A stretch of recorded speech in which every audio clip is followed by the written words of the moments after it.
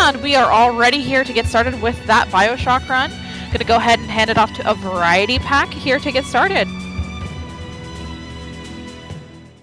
All right. Welcome in, everyone. This is BioShock Infinite, all collectibles for the Nintendo Switch, not the PC, which is probably the console you're most used to seeing this on. I am joined here by our founder, Ozmourn, if you'd like to introduce yourself. Hello, everyone. My name is Ozmourn. Full disclosure, I've never played BioShock Infinite before. Variety was very kind to be on commentary, and so I'm excited to see what's in store and what she has in store for me and for the rest of y'all here at Completithon. I've seen this run before. I've seen her do it on her personal streams, and so it's going to be a lot of fun to see here as well. For sure. It's a long time, so let's get started. Time will begin a few seconds after I hit easy for some reason. I think it's because the game audio actually begins, so I'll wait to start commentary for just a second. It's gonna be 5, 4, 3, 2, 1, go. That was perfectly timed. Alright, so yes, like I said, this is BioShock Infinite, all collectibles from the Nintendo Switch. This is an all collectibles category because the 100% category of this game would be terrible. There are a lot of things that you have to upgrade, weapons and vigors and magic spells and such like that. So we don't really want to have to deal with that and or grind money to meet that criteria. So we're just going to be getting all the collectibles, which includes the infusions, the gears, and the voxophones. Voxophones are basically just lore bits that you can hear by audio log. Infusions give you upgrades to either your salts, basically how much magic power you have, your health and your shields, and then there are gears, which are sort of passive upgrades that you get throughout the run. You can equip up to 4 of them in 4 different categories, but that's perhaps a bit too technical for the introductory explanation. There is one gear in particular that we would like to get very much. It's called Hill Runner's Hat, and it's perhaps the most notorious thing about BioShock Infinite. With Hill Runner's Hat, when you break your shield, which will happen often, you get a massive speed boost. And you can imagine that for a speedrun, getting a massive speed boost is really important. Unfortunately, there's no real way to guarantee that on the Switch. On the PC, which is probably the PC's biggest advantage over anything else than the Switch, is that you have access to Hill Runner's Hat mod. Basically, a mod that allows you to get Hill Runner's Hat at a very specific location, no matter what. Unfortunately for us, it will start with a 2.1% chance of spawning and progressively get slightly larger as we collect more gears. We will have to get Hill Runner's Hat eventually, obviously, since it's all collectibles. The downside is we don't know when that's going to be, so there's a little bit of variance in terms of how long this run is going to be, but ideally we are under estimate, and I do not mess up. It's going to be first try. I'm calling it right now. Is anyone here? First try, well, Hello? unfortunately we cannot get it for the first 5 possible gears. We can only get it after the 5th. But yeah, hopefully it'll be on gear 5, which would be amazing. I currently hold, I believe, 6 of the 7 Switch World Records for BioShock Infinite. The one that I do not hold is glitchless, because I do not really enjoy glitchless categories. Someone took it from me recently, and I just have no personal incentive to take it back. So, mostly because it requires grinding for Hill Runner's Hat, which is unfortunate and not worth my time, so we're just gonna focus on all collectibles today. Nice. We did the most difficult puzzle of all time, which was 1, 2, 2 on the bells. And we get to watch this very fun cutscene where we get a bit of a lights show and a bit of a music show before we step into this totally not ominous at all chair at the top of this lighthouse in the middle of the rain. I think it's a completely normal chair, as a matter of fact. Now, the chair is normal, but I would take a look at the totally inconspicuous handcuffs on each side of it. They're just bracelets. Sit in their fancy chair. That's a good point. Yeah. Comstock really wants us to be fashionable as we traverse through, He has a passion for fashion. as we traverse through the world. Yeah, he does. It's a good thing, too, because we're going to be collecting a lot of articles of clothing. That's basically what the gears are. Nice. One thing I'd like to mention is that I will admit that it is possible that I miss a collectible. The game does not tell us if we have collected all of a certain kind of collectible, and there's no real tracker. You just sort of have to know. So I am using my splits, and my splits have literally every single collectible that we could possibly need, because I don't trust myself to remember everything, and even with this resource, I still happen to miss a lot of collectibles, a lot. So I will put it out there as a disclaimer. It's possible that it could be potentially a all collectibles minus 1 or 2 collectibles, but hopefully it doesn't actually come to that, and I am able to keep my focus for the entirety of the run. If it makes you feel any better, I missed the collectible in my run of Superliminal, so it wouldn't be the first time it happened this time.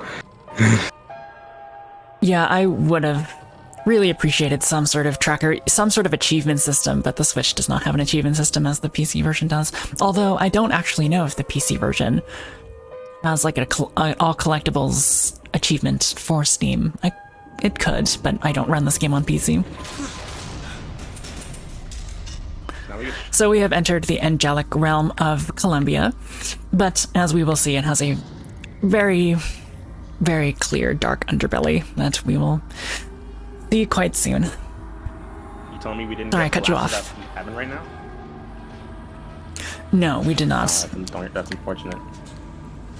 It is unfortunate. It was pretty high, but not heaven high. Dang. It looks so pretty though.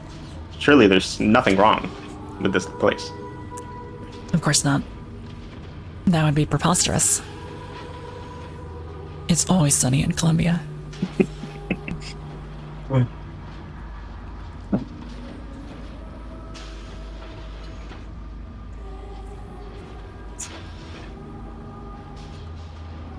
Alright, so after we step out of this little pod, our first collectible is actually going to be directly on the left with, I guess the game really wanted you to explore, but it's done with very little fanfare. It's just sort of chilling out in some weird alcove.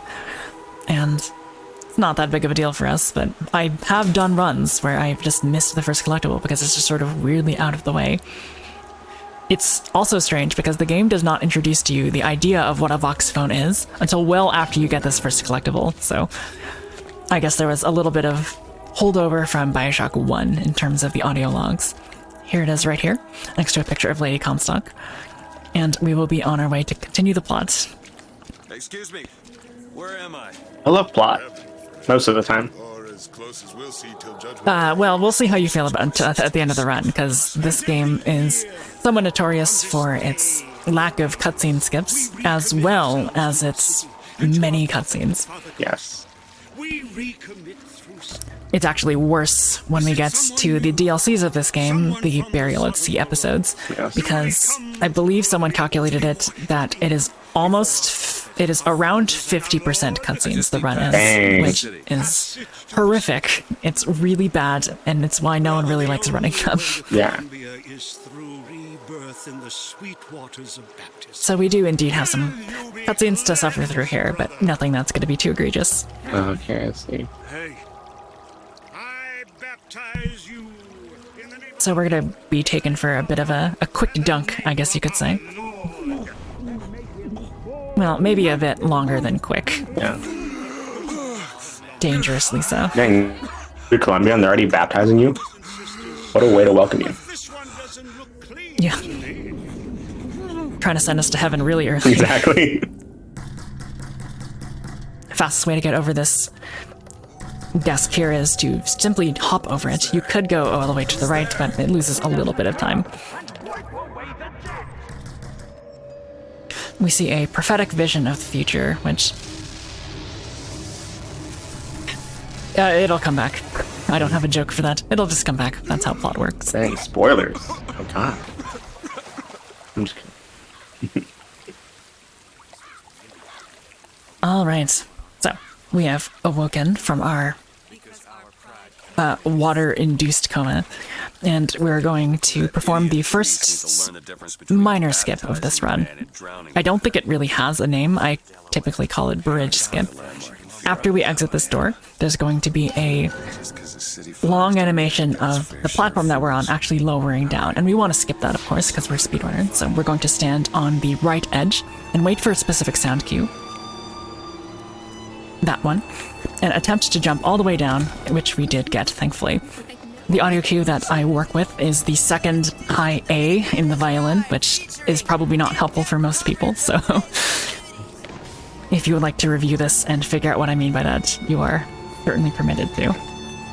We're going to run up this corridor up until we start hearing a snare drum, in which case we know that there's going to be a very long sequence that we can't really skip, which is the parade. And we're going to actually take that time to run all the way back to Hudson's suits and cloaks here, and pick up the second collectible. This is a little bit of smart routing because we can't skip the parade. So we might as well let it sort of play in the background as we collect the second collectible. Hopefully we should be able to make it all the way back to the progression area before the parade is over. It's a quick parade. It is. It is, and we get to actually hop over this little beam here, but not before a certain point. It's a little bit difficult to time, but with practice you can get it on the optimal frames. There's going to be a collectible after this platform comes over here. There is unfortunately no way for us to skip this waiting zone on the switch, so we're just gonna have to wait for the connectors to come down. This is the garden voxophone. We collect it, jump backwards, and we're on our way again.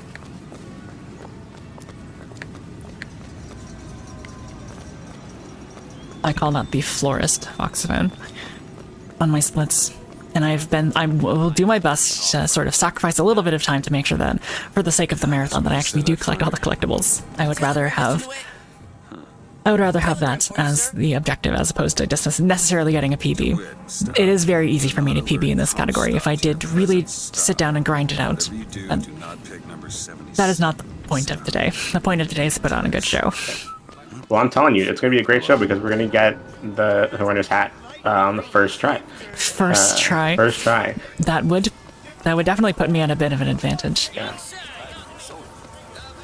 Alright, and we're going to actually pick up our first vigor of the run.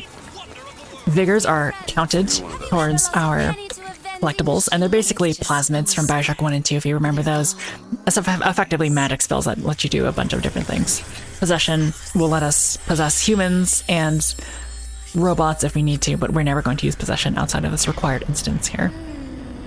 Possess robots? Robots or automatons, I guess you could say. For example, we can't actually get into this raffle that we're going to without actually using possession on this robot here. Okay. Interesting. Okay. That's sort of what unlocks it for us. Interesting. Because I always thought possession implies that the thing you're possessing is living. So, I guess it doesn't really need to, but...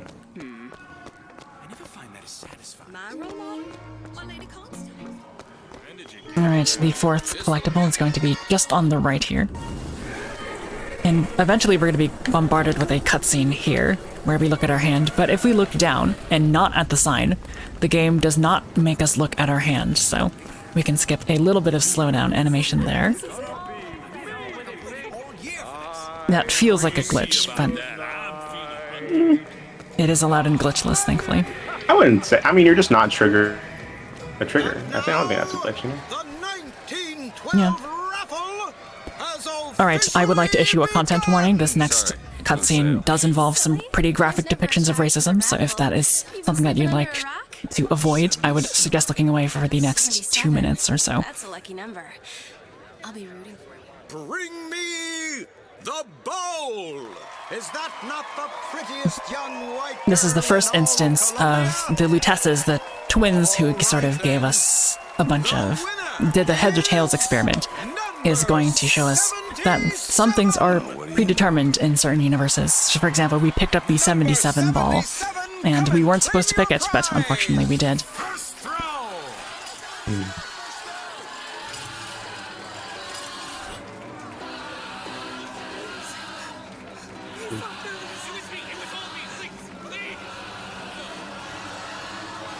Jeremiah Fink, who's the man on the right there, is going to prompt us to throw it either at the couple or himself.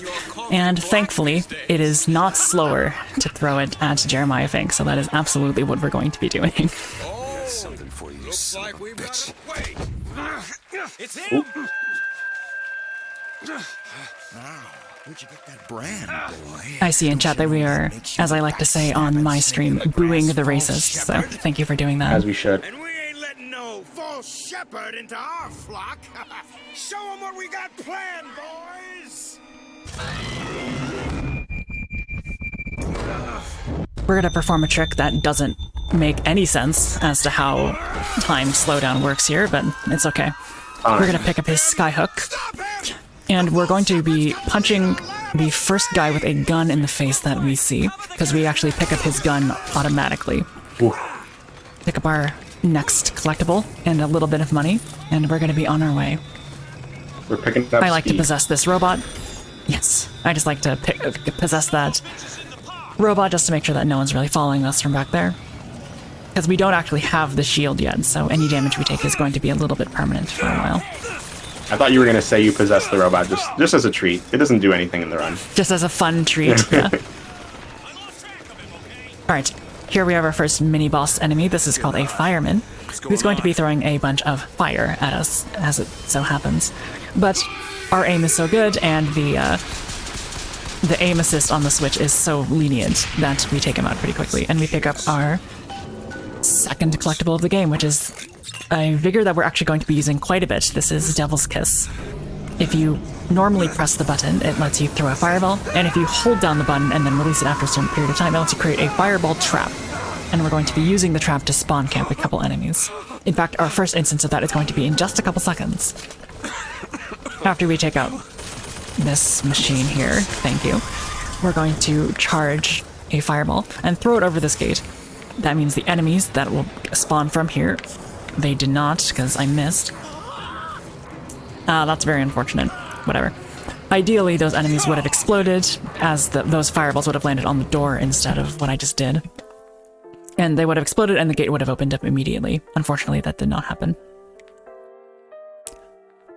Alright, so coming up is the blue ribbon, which is basically the DLC room.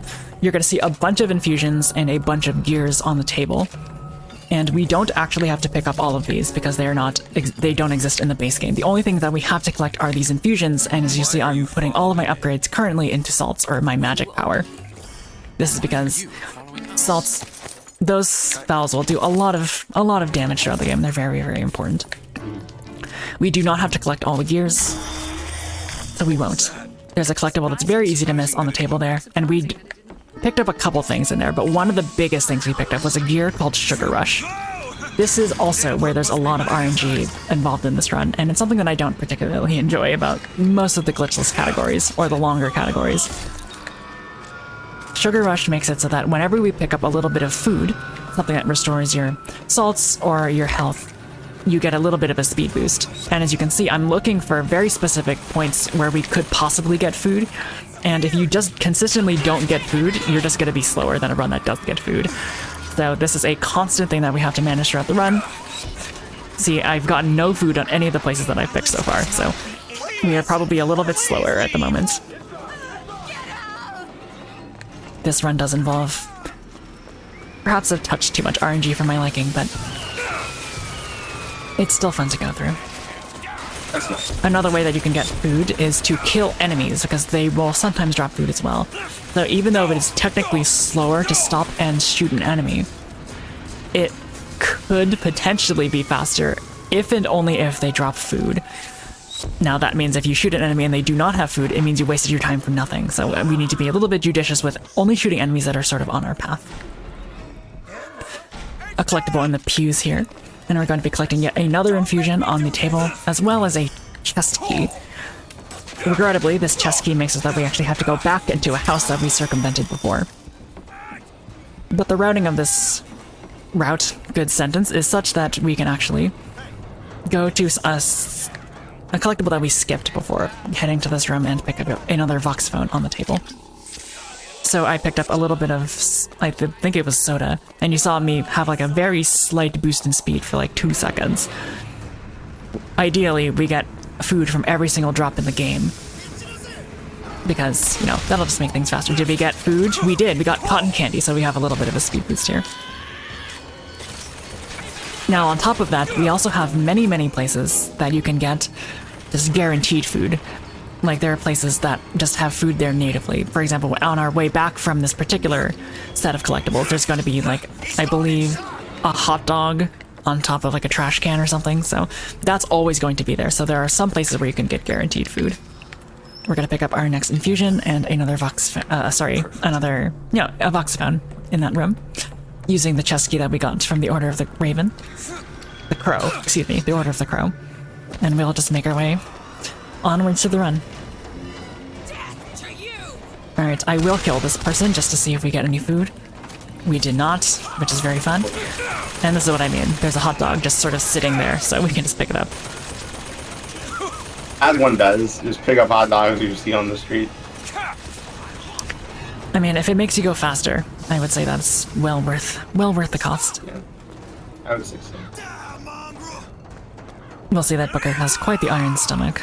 Oh. Thankfully. Oh my gosh. That was right. Okay. I don't think that's ever happened. Haha, I said the marathon thing. How many enemies? Is there not usually that many enemies that come out of that door? Typically, no. Oh, okay. That is uncommon. Alright, let me check off some things. We got that, we got that, we got this. I'm sorry you can't see this, but I would like to make sure that I am getting everything that I need to.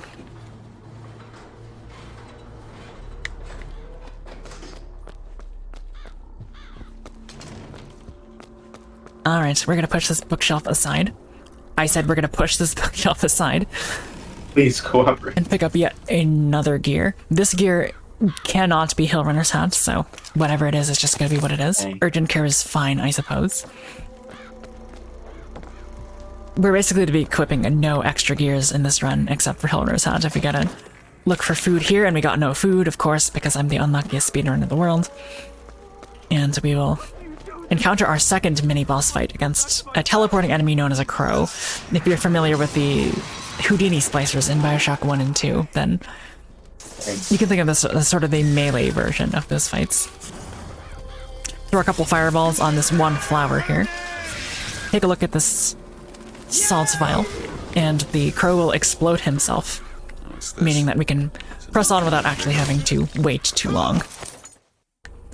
Now, interestingly, if you played this game casually, you might notice that the crow actually does drop the next vigor of the game, Murder of Crows, which is actually useful to us, but because this is an all collectibles run, why didn't I pick it up? Well, the answer to that question is that we'll have many opportunities to pick up Murder of Crows. In fact, there's one coming up in about 30-ish minutes that we actually do pick it up there. If you pick it up at a later later time than what's sort of anticipated by the game, you get to skip the cutscene that is associated with that vigor. So when you pick up Murder of Crows, there's this really, really, really long cutscene that plays of you sort of getting it for the first time and feeling what its effects are, but we can skip all of that just by picking it up at a later time. Wonderful. And there is yet another infusion in this little alcove here. Ignore all the enemies here, because we do not need to waste time with them. Pick up a little bit of food on our way out. And continue on our way. There's indeed yet going to be another enemy there, so we're going to ignore him as well. Hold the lever, because there's going to be a little bit of an animation that plays there, so we might as well take the time to pick up this extra Voxophone back here. And now we can continue. So yes, the Sky Hook has the ability to latch onto hooks, but also railings, and when I was a kid, I used to wish that I could play this game with a fan in my face, because how fun this looked. It does look fun. I never ended up doing it. It looks so much fun. This entire fight can be skipped, but there is yet another gear that we must pick up behind that dresser. So we're going to do that very quick, and then continue on to another sort of major cutscene where we're introduced to the main antagonist of the game, known as Father Comstock. Stand down. Stand down.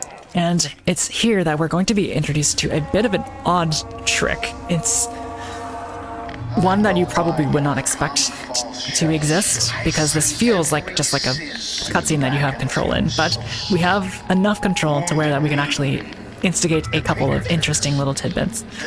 Once this what do you call it? As once the Zeppelin sort of moves up enough, we're actually going to be using those fireball traps that I was mentioning before and very precisely aiming them into this doorway. Reason being is that there's going to be a bunch of enemies that spawn there, and if we're able to actually take them out before they're able to leave the room, we'll be able to access the locked door inside of the Zeppelin without having to actually perform the fight to its entirety. Ooh, that's smart. So all 4 of those should work. It's very common that I miss it and go a little bit too early, or I guess too far away, or they land on the edges of the door, and those won't work, but having them be slightly inside the door, all of those should work just fine. Believe. So, unfortunately, we turned this relatively epic cutscene on a casual playthrough into a bit of an aiming exercise. Pick up a little bit of extra ammo, just in case. And let's see if we did our handiwork correctly. Holy shit. That explosion looks good. Grapple on, grapple off. And we should be able to access this door. Yes, perfect. Normally it would say, you're in combat, you can't actually open this door, but because I guess we took out the later enemies that spawn in the fight, the game sort of acknowledges that we've accomplished the major goal of the fight, which is to take out the enemies inside the building. Amen. Make sure these guys don't annoy us on our way out. Head to the front of the Zeppelin, fall down, and we're going to be using our skyhook and escaping this disaster up there.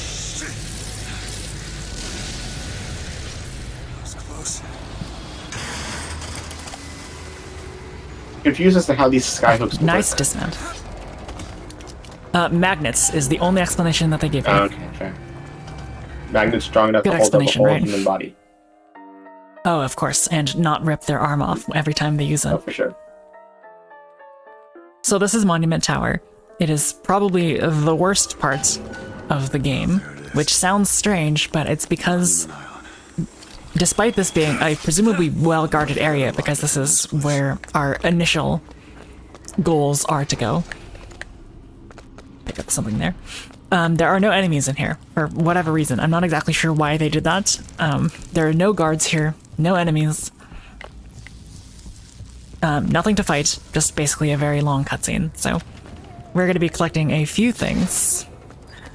A few little Vox phones and infusions that give us a little bit of lore. But besides that, there's really not too much to say. So we are going to meet Elizabeth, who is the most famous character from this game. But as we do that, I will offer Fox the opportunity to make any announcements that she may have. Thank you so much for that variety pack. I would like to just remind everyone that we still have a bid war open for this game. So definitely, if you want to get any last-minute donations in for that, Bird Pendant is still in the lead with $98 compared to the Cage Pendant at $25. So, I've heard that Cage Pendant is more difficult, so if you want to make tonight significantly more interesting, make sure to get those donations in. We also still have some other polls running for runs later on in the marathon for Paradise Killer. We still have the Save or Kill Henry bid war, where Save Henry is currently in the lead with $25. And we also have the classic SSX trilogy character bid war, where Zoe is currently winning with $18. And the No Time to Explain remastered hat bid war, where we actually have a very close race, where Gnome is currently winning by $33, and Top Hat and Monocle is currently just behind that with $32. So once again, if you want to see any of those bid wars or any of our other incentives, go ahead and do exclaim donate in the chat to get to our donation link and get those donations in. Fantastic. Thank you so much. Of course. Whoa. We're going to see Elizabeth activate what will eventually be called tears, basically small rips in the fabric of the universe that allow her to transport things and eventually ourselves into other dimensions. As one does. As one does. We'll see the reasons for that at the very end of the run, but for now we're just gonna take it as a given that that's just something that you can do. Now, there's a collectible coming up that's very easy to miss, and I hate it a lot. It's this one here. It's just sort of in the dark, so it's very easy to miss if you just don't know that it's there. I know they technically, like, glisten with, like, a white sort of outline, but it's still very easy to miss because it's in the dark. There are a couple more collectibles that are like that, and most recently when I was grinding this game as practice for this particular marathon, I was consistently missing one of those three things just because they're sort of in very dark or easy to forget locations. Hello. I feel like that ball should have killed me. Hey!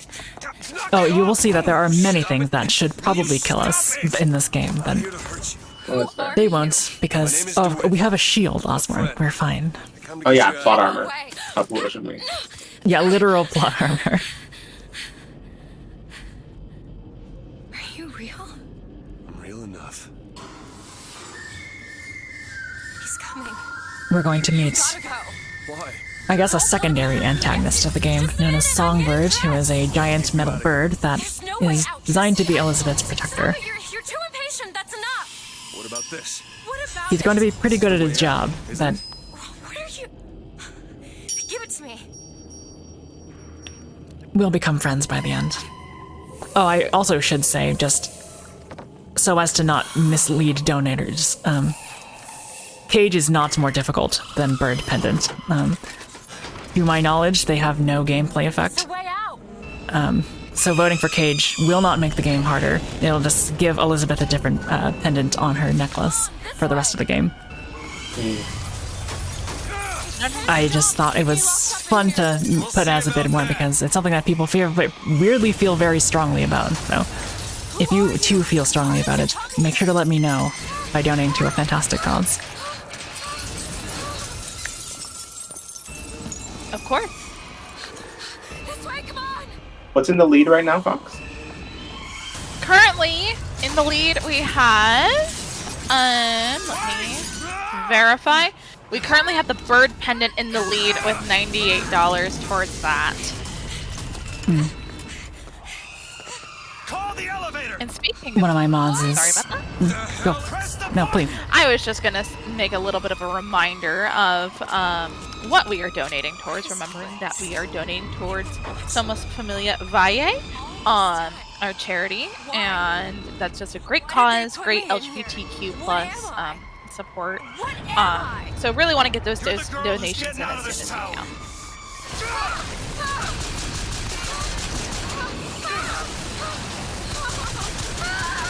Oh, you might assume that we're in some sort of danger here, but no, this is basically just a very long cutscene. I'm shooting just for fun, because there's nothing really to do here except, as I said, run away from things.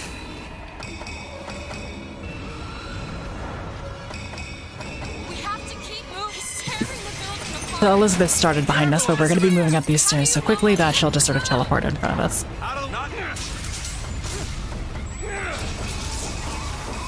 Which way?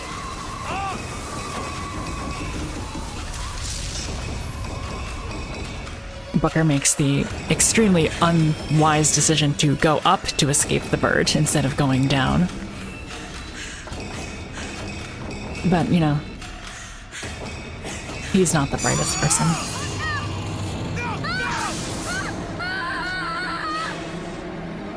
Not too much to say here either. Like I said, there's going to be quite a few cutscenes in this run, so at least there's some cool music to listen to in the background this time.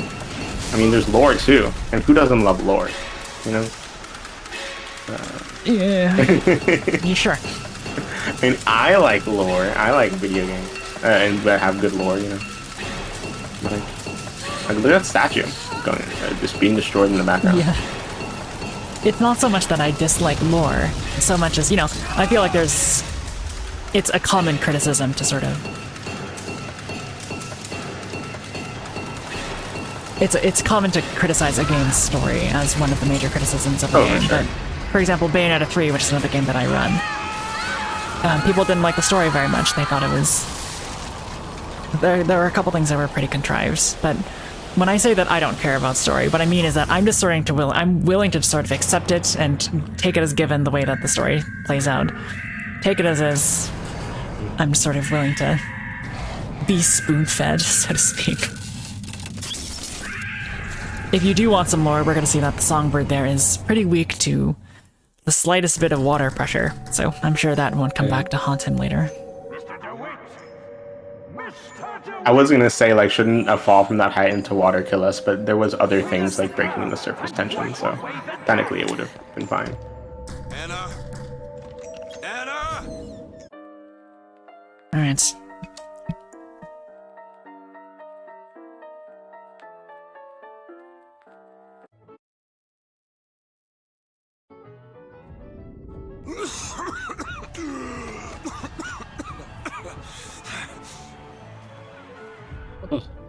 So One of the things that this game was praised for when it came out was how expressive Elizabeth was, and she is, for the time, most certainly. Though I will say that her facial expressions get slightly more deadpan as the game progresses. It's anyone's guess as to whether or not that's an intentional decision by the game designers because of plot things that we'll see, or if it was just a bit of time-saving methods on their part, but... she just stopped caring throughout the run. As the game progresses. I mean, some pretty messed up things happen to her as the game progresses, so I can't blame her too much, but I have no idea if that was an intentional choice by the developers. That's fair. Alright, there's another very out-of-the-way Vox phone that we have to pick up before we actually catch up with Elizabeth, who has gone off the dance. Hopefully this contains food. It does, so we get a speed boost as we go to collect what I call the beach wagon Vox phone. Amazing. I said collect it.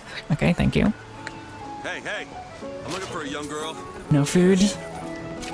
And a little bit of food. Cool. We're getting that good food. Hey, miss it. So this is a very nice scene. There's a lot of people dancing with music and stuff.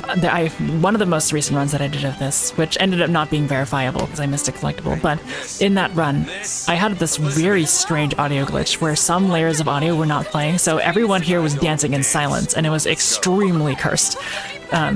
Like, you think it looks cursed right now because there's a lot of duplicated models, but it was very, very cursed when there was just no music playing in the background. It was funny, but it was cursed. Oh my, I didn't even realize that these models are duplicated. My goodness. Come on, let's go right now. I can't unsee that now. Alright. I think it is now that we'll have to cut off the bird or cage incentive. So, if you would like to tell me which one of them won, I would be thrilled to know. Yes, we are closing out that incentive now, and the bird pendant did in fact win. Very nice. Mr. DeWitt, here. And here it is right now.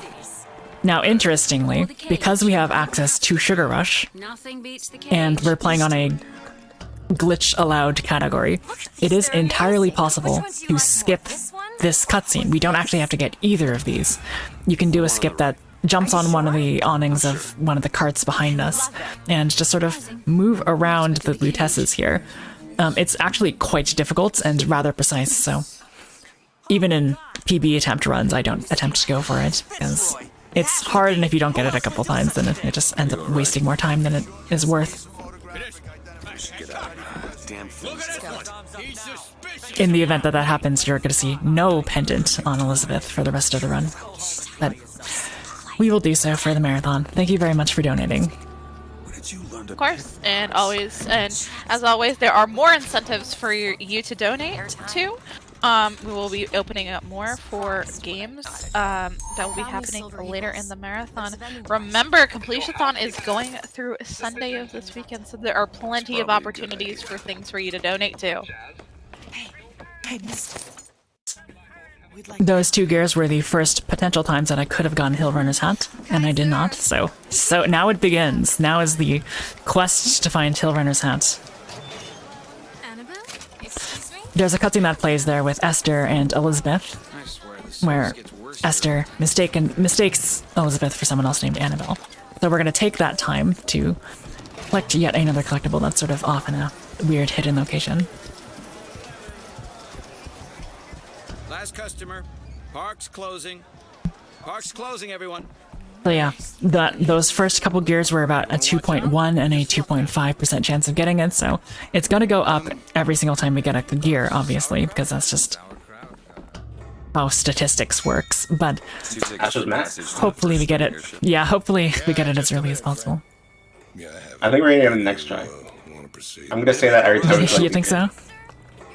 Alright, well, I mean, you'll be right eventually. Yeah, I'll be right eventually. At some point. I don't like this. Stay where you are. What are you doing? Get the How early do you get it in your PvP? I get it on gear 20. No, gear 15, actually. Oh, okay. Oh, so that's So that relatively whole... early. Relatively early, yeah. now. Stay. So that whole thing we just did there was a setup to try to get Elizabeth, because these guards are trying to steal her back from us, since she did obviously escape her containment. We're gonna throw a fireball trap, hoping to get as many of these people as possible.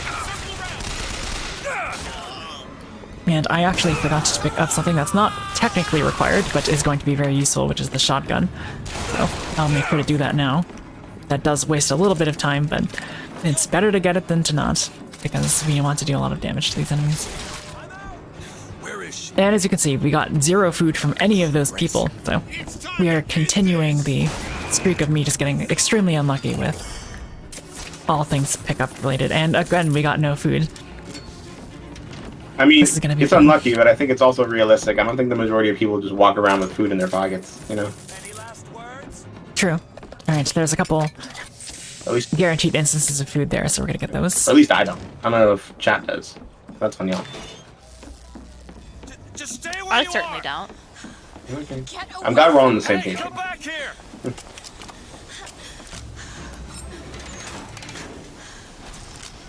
Alright, we have yet another long cutscene where Elizabeth chastises us for murdering people, but You killed those people.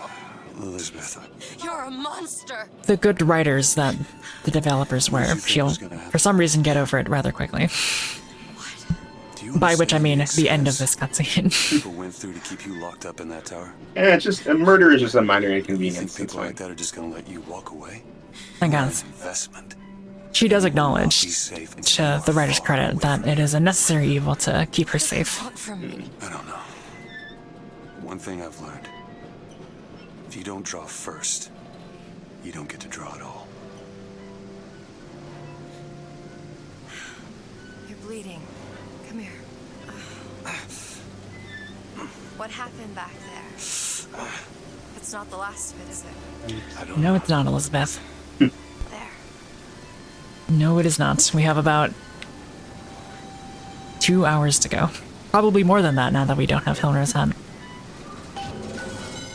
Alright, a little bit of guaranteed banana on the cart there, so we're gonna make sure to get that. And move on to Soldier's Field.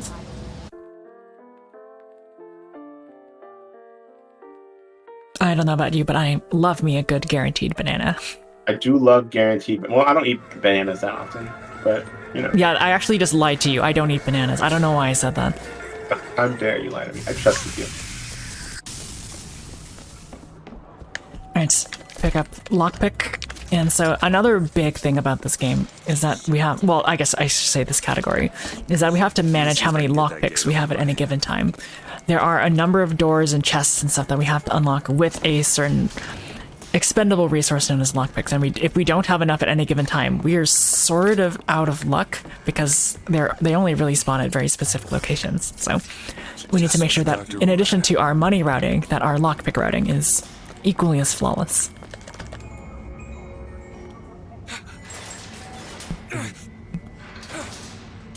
Yet another collectible that's easy to miss is ice cream coming up. Ice cream. You can't miss ice cream. Some fool's alternative to electric. Well, I have many times, and it's very obnoxious when I do so. We're gonna jump on this little railing and jump over to avoid having to go all the way around. And we can pick up the one on the table there. Just stay close. Yes, Mr. DeWitt. Call me Booker. I should mention here, for the sake of commentary, that there is a gear that you can get before this point. I believe it's called Firebird.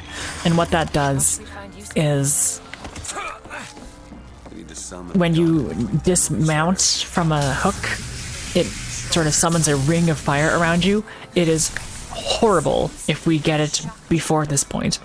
Reason being is when we actually leave the skyhooks, it will alert some of the citizens of Columbia, which means that we can't actually activate that switch that we did. We actually have to do the fight first, which is really, really bad because it's really, really slow, because all the enemies are sort of spread out everywhere. So it's a good thing that we did not get it and have to deal with that little inconvenience. Pick up another lockpick there, and enter yet another pretty long cutscene. I told you there's a lot of them. I mean, that just gives them more time to buy, you know? I guess. What's your favorite kind of ice cream, Ozmourn? My favorite kind of ice cream? I'm a sucker for chocolate. I'm pretty basic, you know? I am astounded by how few people say chocolate nowadays. Oh, really? No. I think vanilla is overrated. I think I think chocolate's where it's at, you know? Jeez, just kill it. I mean, people say vanilla, they say some sort of fruit ice cream, they say like complex chocolate flavors like Rocky Road and other stuff like that. I just think a nice chocolate is really difficult to beat, but no one ever says chocolate anymore for whatever reason. Chocolate's best. Fox, what do you think? It is. It's Chocolate is pretty good. Definitely agree on the chocolate being like plain chocolate being underrated. I was trying not to laugh when you're like, oh yeah, you know, most people say vanilla because I am that person. But I definitely would like chat like to see your opinions on this debate. Maybe even through donation notes. That would be nice. I don't really understand what Friday, were you gonna say something before I asked? looks like a shortcut to getting nah, us killed. nothing important. But I could help. As we move on, we're gonna unlock this door with a lockpick, but we're not actually gonna go in there quite yet. Just because of how the routing works, it's better to pick up this lockpick and just sort of move on. And we'll come back to that later, but we need to actually unlock it now, because if we don't, when we come back, there'll be too many enemies and we'll have to do a second fight instead of just having to head in there. Because as I said before, switches can't be activated, doors can't be unlocked if you're sort of in the middle of a fight. The game sort of says, you're in a fight, do that first, then you can unlock the door. But obviously we would have liked to avoid that situation if at all possible. This fight is pretty scripted. I probably could have done a better job explaining it, but basically want to make sure that we kill a certain number of small enemies, such that a crow will spawn, and we have enough magic available, fire magic available for the crow so that we can take it out in one hit. And you'll actually see that it is there that we picked up Murder of Crows. I alluded back a while ago that we weren't picking up Murder of Crows at the first instance of a crow because we were going to pick it up at a later point to avoid a cutscene. And that was that instance. We did pick up Murder of Crows, as you can see in the bottom left-hand corner of the screen right now. And we got to avoid the introductory cutscene to it, which is very, very nice. Don't jump down. Please pick up the box. Thank you. It's a little bit unfortunate because if there's a thing that's sort of in the way of your reticle, sometimes the game will just misread what you're actually aiming at. Secret message from the Vox Populi. Secret codes. The cipher should be around somewhere. Right, pick up some money. He'll run his hat. Nope. More money. This. We will. Nice. Fine, we'll get it the next time. Interdimensional wall powers there. Elizabeth sending some money through the wall. But yeah, we every single time we see gear from now on, it's just gonna be a little bit of a roll. That's fine. We'll get it next time. Of course. Throughout this run, we're going to be picking up 3 code books, and those code books unlock sort of 3 secret areas that give you some extra little things, I guess, extra little collectibles. This is one of those. We picked up a code book in the cannon in one of the combat rooms back there. What it's basically to say is that if we tip this particular hat, it will open this little secret door. And in this, there's another infusion, another voxophone, and a couple lockpicks for it to pick up. So all of those things are required for the category. So I did pick up the lockpick, yeah, I did. Books say she's out to tear Columbia from the sky. And we'll be on our way. We're gonna shoot these 2 guys. Hopefully they drop some food, which one of them did, thankfully. Nice. Pick up a little bit extra money there, or we did off this movie. and move on to the Hall of Heroes. Hall of Heroes. Yes, the Hall of Heroes on a standard playthrough of this game, or a standard any percent run, is probably one of the worst things about this run, because the only reason that we have to do it is because we don't have access to one particular magic spell known as Shock Jockey. You can only really get it in here. So the community, now that we have the first sub 1 hour and 30-minute run of BioShock Infinite done by Prisoner, we are hoping that we can find Shock Jockey Skip next. That would be phenomenal. But since there are collectibles in the Hall of Heroes, for an all collectibles run, we're gonna have to do it all anyway.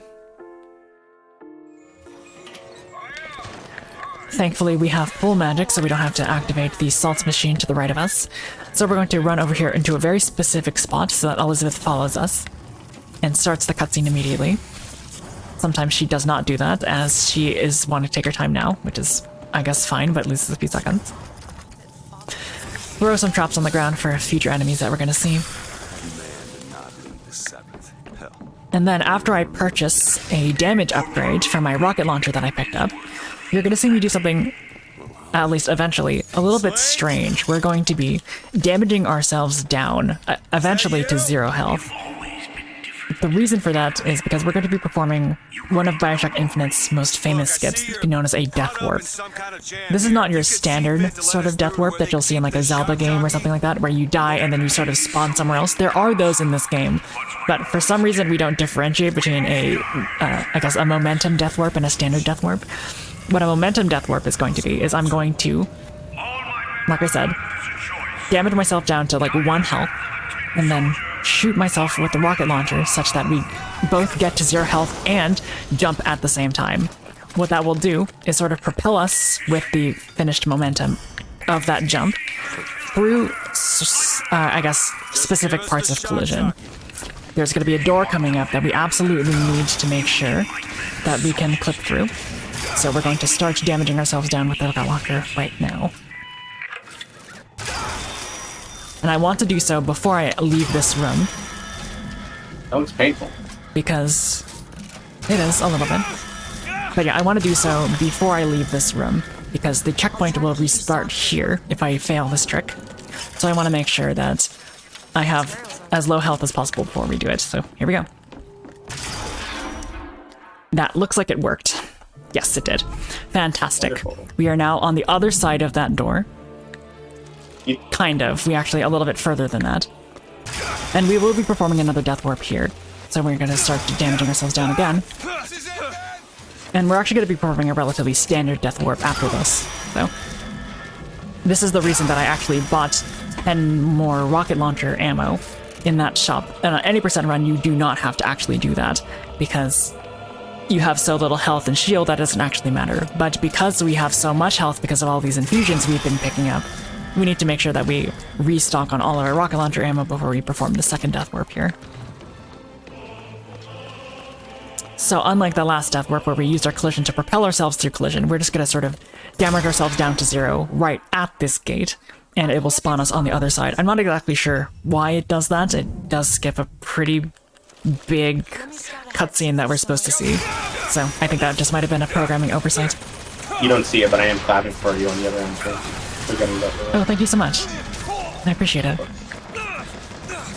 And as you'll see, I'm, once again, taking damage intentionally, because we're going to be performing yet another death warp in this room. But not before we take out another mini-boss enemy known as an Iron Patriot.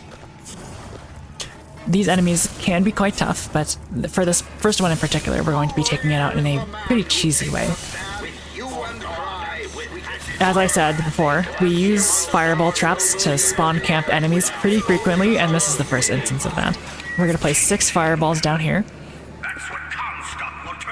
and sort of prepare ourselves for when this enemy comes out, because we're going to throw yet another fireball at it and a shotgun shot. It should take it out in 1 hit.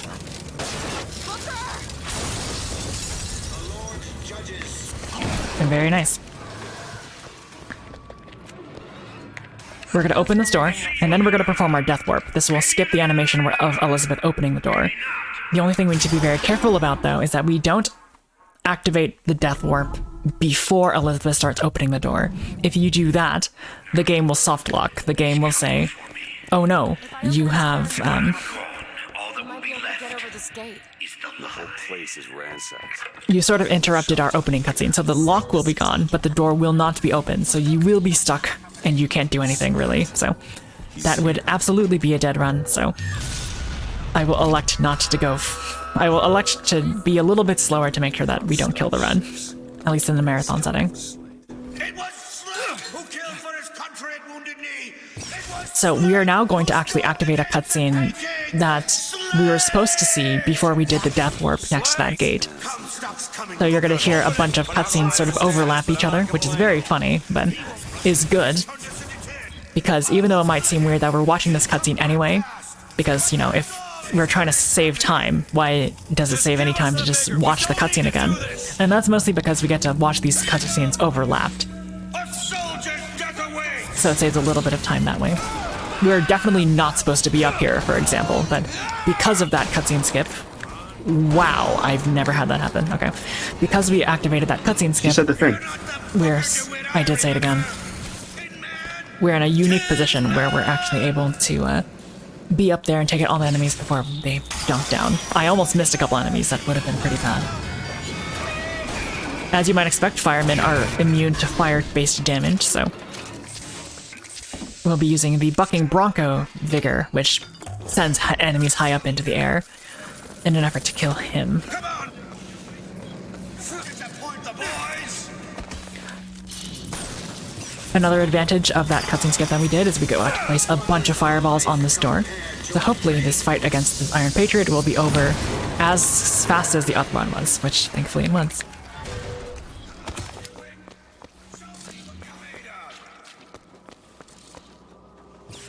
Now, if you've played this game casually, you might remember that we had to do this whole thing where we had to see a couple exhibitions of the Boxer Rebellion as well as the Battle of Wounded Knee. You might have clapped saying, oh wow, we don't have to do those in this speedrun because we did that death warp, that very first death warp.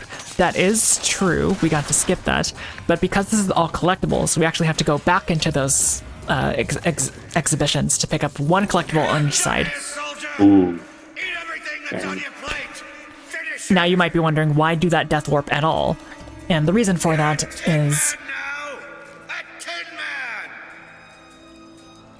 we don't actually have to do the fight associated with both of those Oh, sides. it would have been so funny There's if a you had fight. just not answered the question. No, there definitely is a reason. I just wanted to make sure I worded it properly. That was very funny.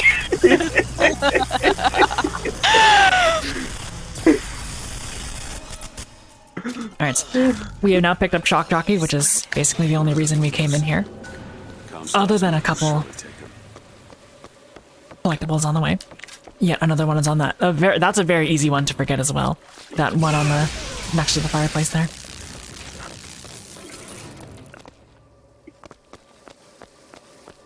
We're full. I'll do what I can to stop this.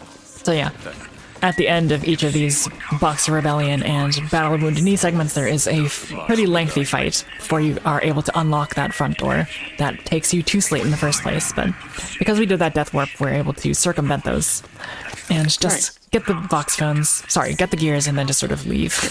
We don't need to go over there and do the fight. How many gears are we at right now? Stuck had a child. We just picked up the 7. 7. Okay. Well, we'll get it next time.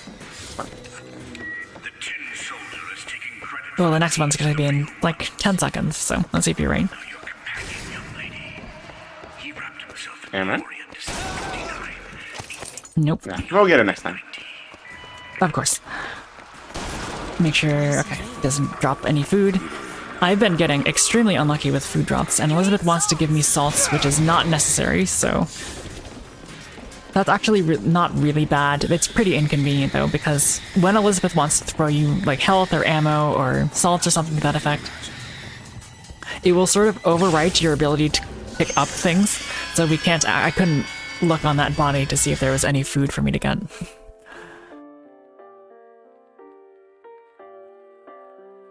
Pretty unfortunate.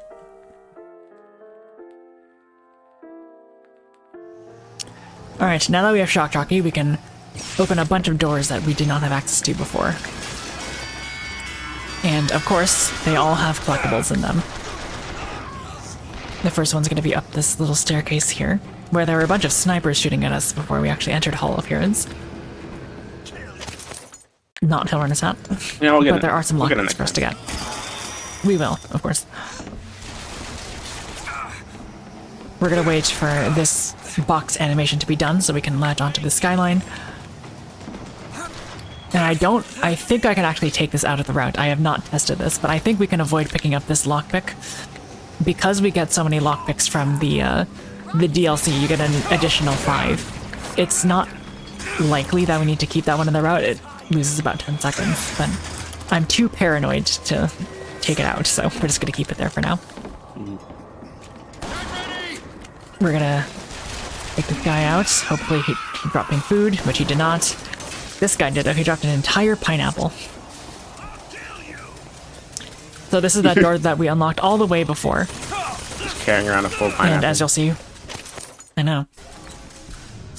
And as you can see, we wanted to make sure that it was unlocked because there are indeed a bunch of enemies shooting at us. So if we did not unlock it before, we would have to actually do the fight before getting it, which would waste quite a bit of time. I saw we didn't get a runner's hat in that gear, but I don't think I understand. we'll get it next time. I didn't. Dude, these tears. I always thought Well, there's another one coming up in just a few seconds. when I was younger, I did just Eventually, I'm gonna be right. Now, unfortunately, eventually. Now, unfortunately, it is possible to clip through this To what? this gate here, which you might think is actually good, right? Because flipping through things is generally good in a speedrun context. Whatever But it is. unfortunately, if you clip through this gate, the game does not actually activate anything in this room. So you actually just have to leave and then come back in properly. It wastes quite a bit of time if that happens.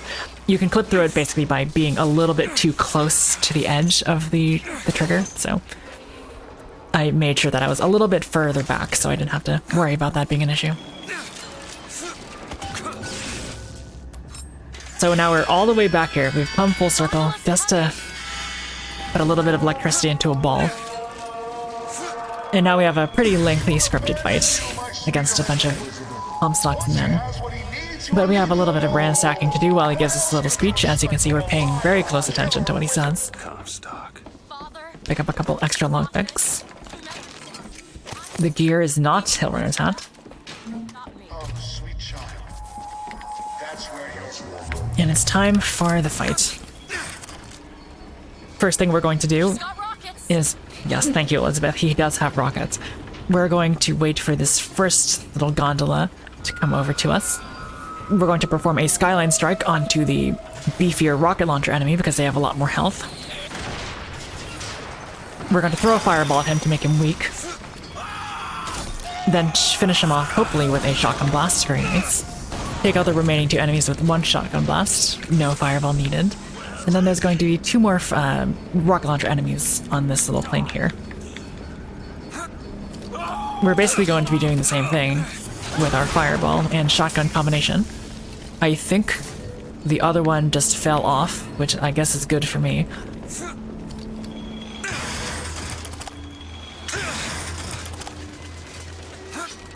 And then there's going to be a series of 5 enemies that are going to try to attack us at this location. So we're going to do what the fireball traps do best and spawn camp 3 of them, and then we're going to take the rest of them out with our shotgun. No. Here they come. God. One more. Horrible aim. Try to shoot you and they miss every bullet. That was very confusing, because he did scream out in pain, but did not die, which is very strange because the shotgun's actually quite powerful in this game. Anyway, we're now going to be playing a little bit of railing tag, where there's going to be sets of 2 or 3 enemies coming at us on this railing here, and we're basically just going to spawn camp them here with our shotgun. They will not be allowed to progress further than us because we're on the unidirectional railing here. So we're just going to go back and forth and hope the enemies don't jump off the railing. Thankfully, they did not. That's not necessarily slower, it's just pretty obnoxious if they do that because we have to chase them down afterwards. I love how you can shoot through There is going to be... You can. Thankfully, you can. Normally, you're not able to shoot directly at her, but you can shoot around her. The game is lenient enough for that. One more enemy here, and then we'll be taking out the Iron Patriot that's going to be coming on that little gondola there.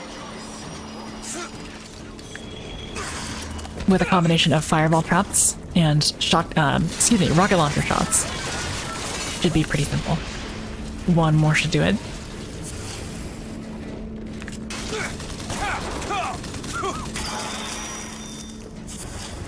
There we go. Good job.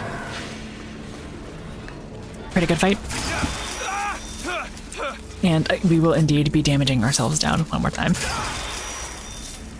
Don't try this at home, guys. Got a lock here. Completithon does not Elizabeth promote typically- rocket launcher self-harm. It's done.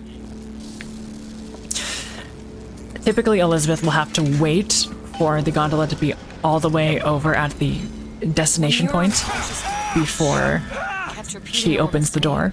But for whatever reason, if you jump over the gap and unlock the door and don't turn your camera at all, Where are you from, Mr. DeWitt? New York. What did you do there? Elizabeth will unlock the door, even though she doesn't technically have access to it yet.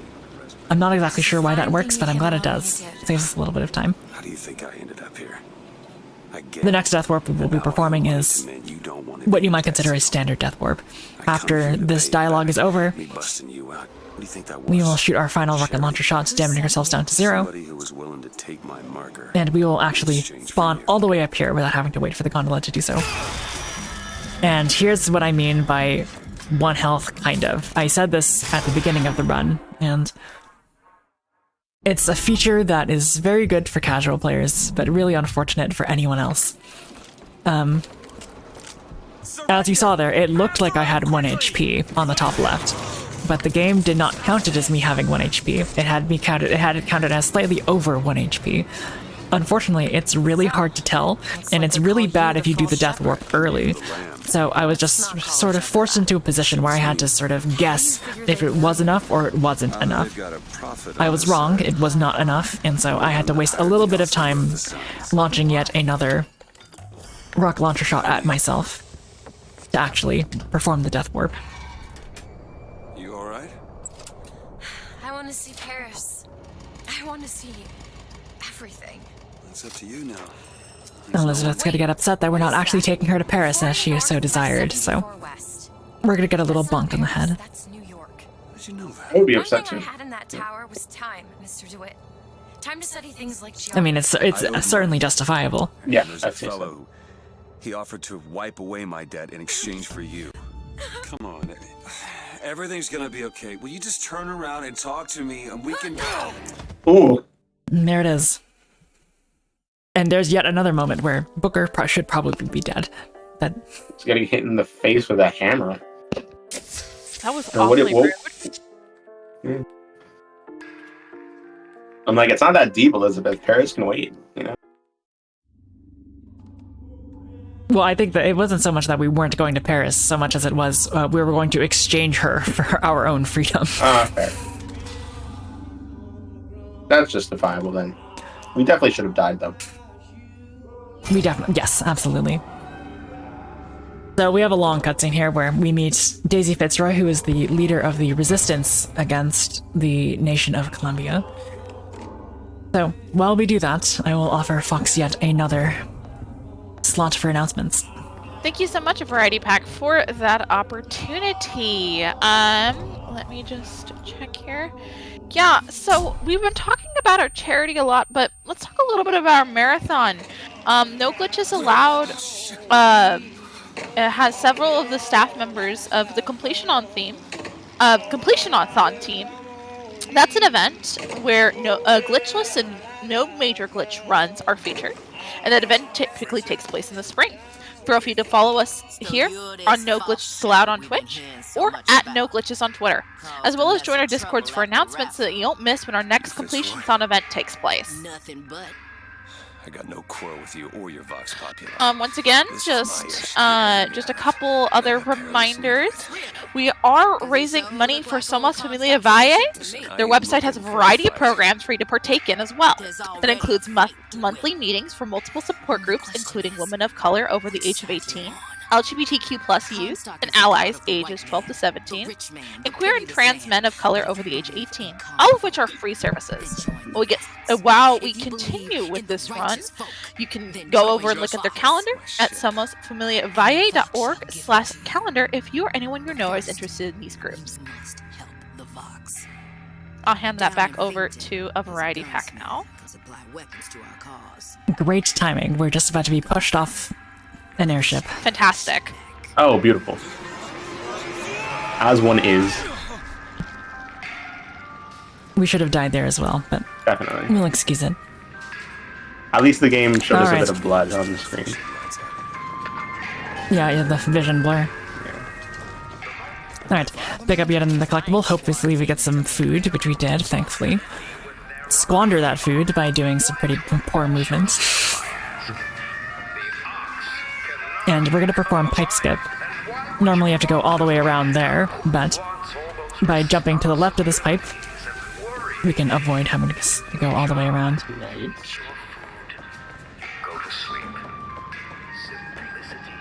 There is another, not a Vox phone, a gear in here. Not Hellrunner's hat. Oh, we'll get it next time. Hope for some food on that guy, which there was not any, unfortunately. How many gears do we have? That was the 13th. 13. Well, we still got 2 more chances before we tie or get closer to what your PB was, right? Yeah, I guess. Get out of here, snipe. Very optimistic outlook you're putting on. Yeah, I mean, I'm an optimist at heart. Maybe you don't. Alright. And so begins the Case After Elizabeth section of the game, which unfortunately requires us to do nothing but sort of hold forward. Oh, and do this little duck here. And crouch once. Yeah, crouch once. Just want to talk to you. Stay away! Ooh, we can do a little bit of a jump over the railing to save, like, less than a second. That's very cool. Elizabeth, All these moves. Does this power slow you down? Was that established? just hold up for a minute. Well, no, it's just, the idea is that there's stuff in my way, so that I'm not allowed to progress. Oh, okay. She's trying to keep us from getting to her. Damn it. There's a very easily missable Vox phone to the left. I have no native ones. Make sure to get that. No, no, no. And then we have yet another required fight, and I developed this strategy for it myself. I don't think anyone else uses it. I actually don't know if it's faster, but it definitely feels faster. We're gonna charge a fireball trap, send it over at this guy here, another one there, a rocket down there. And take out all 3 enemies that are going to approach us from here, and miss one of them, apparently. Okay. There's a very, very sneaky infusion here, which I always missed in my first few runs of this category. And here's the second wave of enemies. Unfortunately, one of them, ooh, this is not great. They jumped off of the gondola pretty quickly, which is unfortunate. Alright. We have now picked up the second most important item in this game, which is not an item, but the second most important gun in this game, which is the volley gun. Arguably more important, depending on who you ask. So, we will no longer be using the shotgun. Instead, we have the volley gun. The volley gun is important for a couple reasons. First and foremost, it does more damage than the shotgun. Second, and perhaps more importantly, nice dismount variety. Try that again. Gross. Anyway, the second and perhaps more important reason that we want to collect that instead of the shotgun is that the volley gun can deal damage to ourselves as well. So now we have 2 guns that will damage ourselves in addition to the enemies. So if we get Hellrunner's hat, that's perfect because we want to break our shield a lot to activate that effect. And also, if we want to perform a death warp, we can meet that requirement of 1 HP a lot easier. We don't have to rely on enemy damage.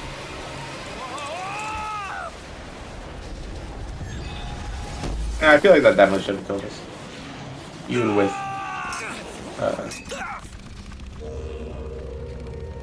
even with the soft, I suppose soft The assist. assist of the I'm audio. slipping. Do not attempt to follow me, Mr. Yeah, Twig. Elizabeth's angry with us, but she doesn't want us dead, at least quite yet. You can yet. get us out of here. Yes, I just need to supply Also, the shout outs to fucking Dwight for not getting the rope burn when holding Where will on to we the get rope. these weapons? Yeah, I We don't know. have many friends and It's okay, we have a allies. shield. In Finkton should be a walk in the park. What do you say, partners? Alright, so this next collectible we get, I don't know if this was intentional, my guess is that it was not. But you're also my But only normally you're supposed to have protection. 5 lockpicks to lockpick this one door, which is a huge burden on our routing. But Don't get too comfortable. if you just sort of stand on the railing collision here, you can sort of just get the goodies without having to do that. Okay. No, I think there is that. We'll get it next time. They will leave you with naught but the sound of their laughter. Alright, again, a couple things here. Make sure we get a damage boost for the volley gun. And I'm a little bit worried about our salts and our ammo, so we're just going to pick a little bit of that up before we head into Finkton proper.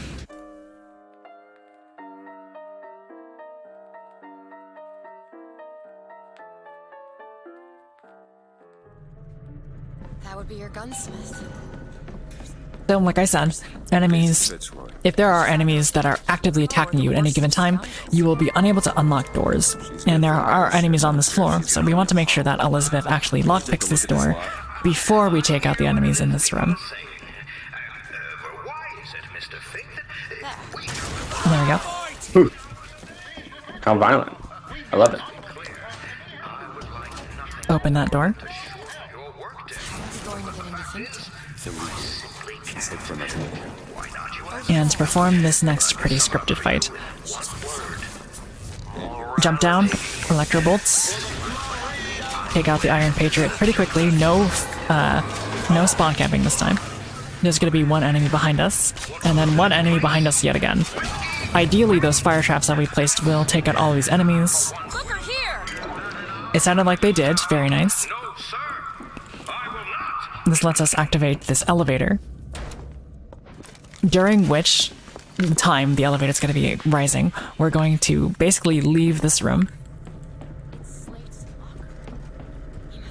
because Elizabeth is going to explain a couple things about some lore that I'm just too lazy to get into. Whole cloth. This isn't lore time, it's fine. I'm a believer, but I am not a fool. Now we come back up to this place Bastard. and get that health infusion. Better already. Like I said, we wanted to make sure that we're routing our movement as efficiently as possible. So we wanted to unlock the door and then I want to get out of this city. come back to it later. Please. Now, we actually have a gear equipped right now called Urgent Care that I actually don't want to have, which might seem strange, but it can be a little bit obnoxious sometimes. Alright, we're at very low health, because we're going to be performing yet another death warp. This one's very interesting. Normally, this elevator ride down, this whole cutscene is very, very long. But by doing that death warp, we can sort of spawn outside of the collision of that elevator and skip the entire elevator ride down, which is very, very, very nice for us. So now we're in Finkton proper, and we don't have to do that. You unlock this? Make sure to unlock that, but again, we're going to come back to it later. We're not going to actually make use of it immediately. Climb up, shoot down, get yet another Vox phone, and enter the gunsmith's office. The task that we were given...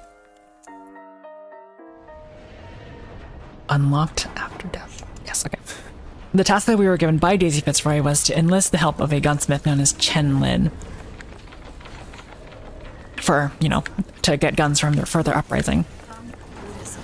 Spent 49 days under a Bodhi tree until he So, achieved enlightenment. after we do that, Daisy will give us our ship so we can go to Paris and whatnot. Mr. Lin? But as we find out in the gunsmith office, it's not going to be as easy as that. I'm sorry to bother you. Someone worked this place over. We're looking for Mr. Lin. Constabulary, no doubt. Mr. Chen Lin? Because why would it be? Of course not. This entire segment is one long Chen Lin rescue mission of sorts. You'll see that he's actually dead. multiple times in different timelines, but we'll get to that when we get there. Take him. Club. Everyone take to good time club. Where is this? I would be club? remiss Man, please. to not mention the fact that all of this entire Finkton segment is basically skippable if you're doing the any percent route. Instead of just jumping down all the way to the ground after that death warp, you would actually do a little bit of a side jump around the pillar, which lets you just sort of clip out of bounds into the next section of the game. But because this is all collectibles, we have quite a few things that we have to do.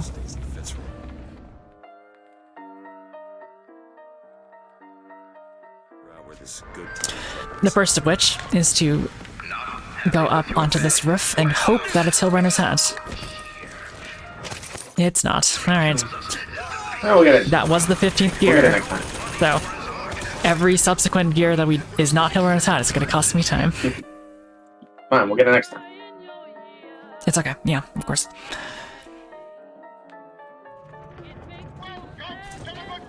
Alright, this next fight is basically just a gauntlet against a bunch of different enemies that we've seen throughout the game so far. And it's a very, very interesting fight. Because most of it is pretty standard as to what the game wants you to do, but if you throw these fireball traps in very specific locations, something very strange happens in the second phase of the fight. For whatever reason, if you do that, the enemies will spawn, but the game will count them as being dead, meaning that we don't actually have to complete the second phase of the fight as intended. I'm not exactly sure why it works. I'm sure there is indeed a reason, but I don't know what it is. All I ask is that you finish what you started to it. Wouldn't want to disappoint. Alright, that should be good. If it's not, then egg on my face. Alright, we're about to start the gauntlet. The first enemies we're going to be fighting are a bunch of normal enemies and then one fireman. And Ozmourn, do you remember what vigor that the fireman is very weak to? I wish I could. I wish I could remember. I will be honest. I do not. It is Bucking Bronco. They are, like I said, immune to fire, so we want to lift them up into the air and then shoot them down that way. Yeah.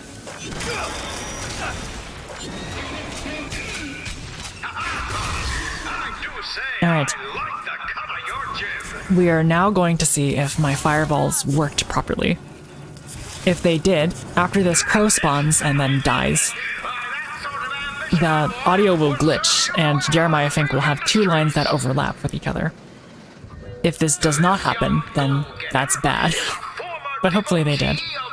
I believe.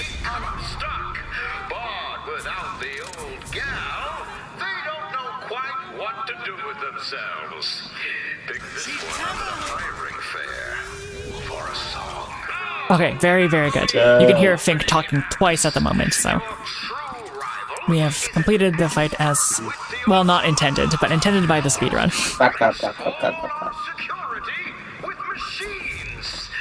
A round of applause. Now, as you might you might actually see that there's sort of some straggler enemies, even though they're not dead. Fink will still count the fight as being over. Again, I'm not exactly sure why that works, but I'm glad it does. As you might imagine, if you are a mechanical-based enemy in this game, you are very weak to anything that is electric. So thankfully we have Shock Jockey, which makes all of the mechanical enemies in this game pretty easy to take out. So that was a relatively good fight. The first segment was not very good, because as you saw, I took a little bit too much time to take out the firemen, but I'm not going to complain too much. It was pretty good. Now, interestingly, that thing that we did in the second phase of the fight is permitted by Glitchless, so it's not considered a glitch for whatever reason. Interesting. It's just... I actually quite like the way that BioShock Infinite, the community, defines a glitch. They define it as opposed to some other communities, which define it in terms of like what the player is actively doing.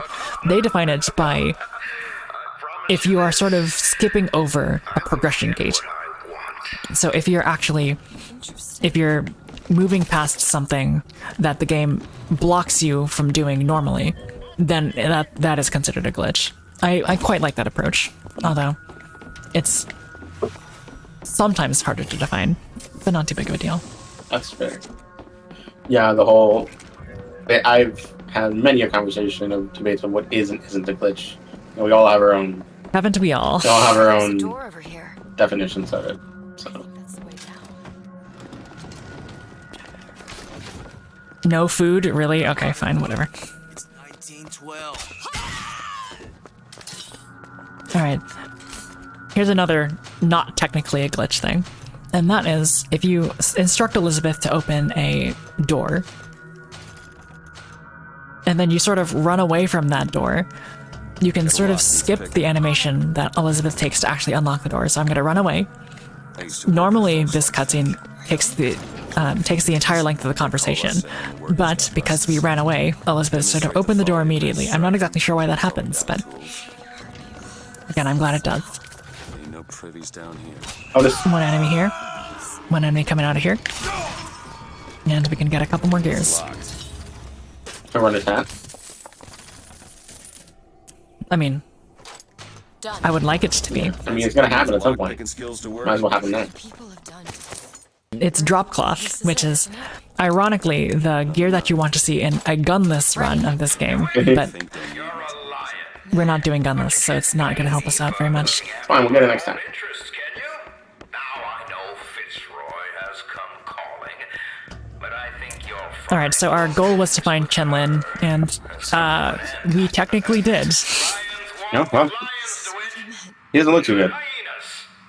He does not. So basically what the plot of this game is going to tell us is that No. Elizabeth's powers to unlock tears can sort of be broadened, so to speak, into affecting the entirety of the world that we're in. So Why are you following us? Who I said think he just... we're going to basically leave this dimension and enter a dimension in which Chenlin is alive. listen? And that angle? Oh, he's alive. I think he can. I think we can recover from this. He just needs a Terrafu. That's fine. The body's gone. It was never here. It's another Columbia. Just needs a small T, and then it'll be better. The same coin. A different perspective. Tails. Dead. Alive. Or, you know, dimension travel works too. That's It's like riding a bicycle. One never really forgets. One just needs the courage. Now, what's to really climb unfortunate about this is that if I had Hillrunner's hat here, the run out of this particular location would be a lot faster, but it is unfortunately not going to be that way for us. We're going to have to slowly trudge up these stairs. Sigh. There's no blood. No body. And no, not even any food. Oh, that's food. Something tells Nice. me one dead gunsmith ain't the only thing that's I guess a candy bar is minimally meets the definition of food. We actually picked up our second codebook there, which is, as you might have seen, really, really easy to miss. It is red and blends in with all of the red, I guess, what's the red I'm looking for? Red coating, I guess, of the Vox. As my head of security, I suspect So, luckily we know it's there, otherwise it would be extremely easy to miss. And we're actually not going to use the codebook for quite a while. We need to enter the shanty town first.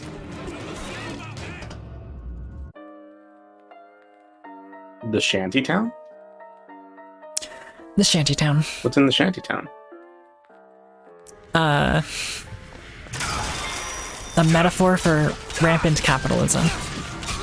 Oh, I could just go outside for that. I don't need to go to. I don't need to go to shanty town. Alright. You saw me shooting the volley gun at my feet, which... You know what that means. We got a death warp coming up. Woo! We love death warps.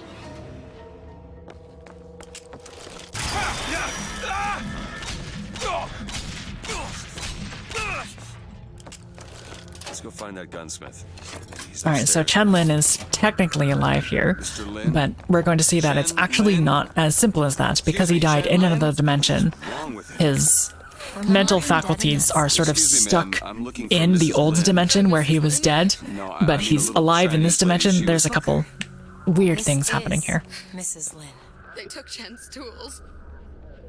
What's he got without his tools? So if you take a look at the top Husband left is of a the screen, bit out of sorts. it looks like I have 1 health. I'm going to hope that I actually do have 1 health, so I don't have to waste time damaging myself down to 0 yet again. Your husband's tools? Goddamn police. But we'll see. This game is a little bit inconsistent with what it tells you is 1 health.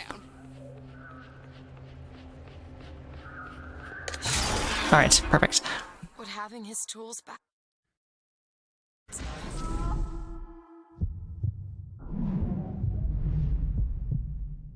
Alright, pick up the box phone there. Did not get any money, because of course we didn't. And because we don't have Hellrunner's hat, we are forced to slowly trudge over to this lever. It's unfortunate. You wanna ask?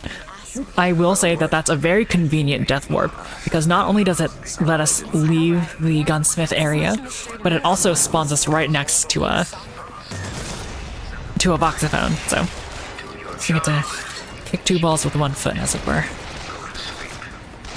That's a version of that metaphor I've never heard before. That is indeed a new one. It's a very nice one. You learn something new every day.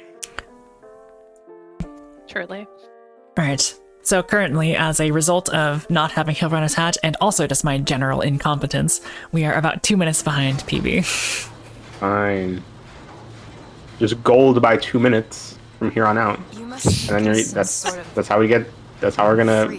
I mean, that would be extremely possible if and only if we had Hellrunner's hat right now, but we do not. I told you, we'll get it next time.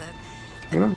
Giant bird creature. I can think of more than one instance where it was probably the literal last gear that I got. So if that happens this time, I will donate like $25 to the event.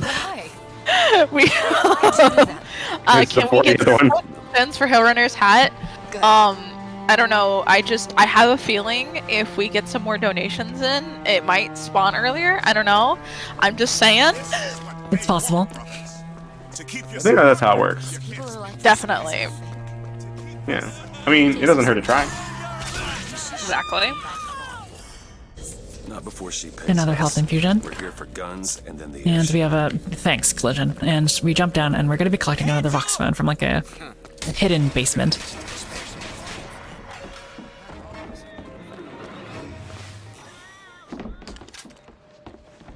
Another key as well. You might remember from all the way at the beginning of the game, we had picked up a key and then we had to sort of backtrack to get a chest. But thankfully, we don't have to backtrack for the chest this time. We can just go forward.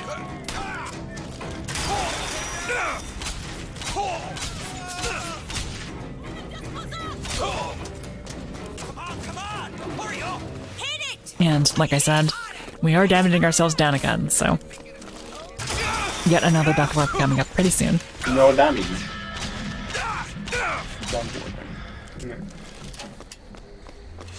Alright, here's yet another gear to pick up. Not Hellrunner's hat. Okay. It's fine. You know what I'm gonna say. Alright. I'm gonna have to trust that that's 1 health. I don't trust it, but I'm gonna have to believe that it is in my heart of hearts. Because we have yet another collision death warp that's coming up right now. I believe. After we jump off this little railing, pick up yet another Vox phone that's sort of hidden there. We'll avoid having to do this entire fight by doing a death warp through these doors. And it was correctly 1 health, so that's very nice. Applause for variety again. This means we don't have to do that. Actually, quite a long fight before that. So, let's pick up a little bit of a lockpick here. And move on to yet another fight.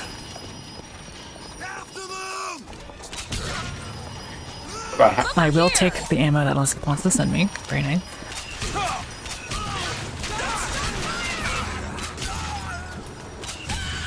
We're about halfway through the run at this point, right? A little bit. Did that kill? It did not kill. I'm glad I checked.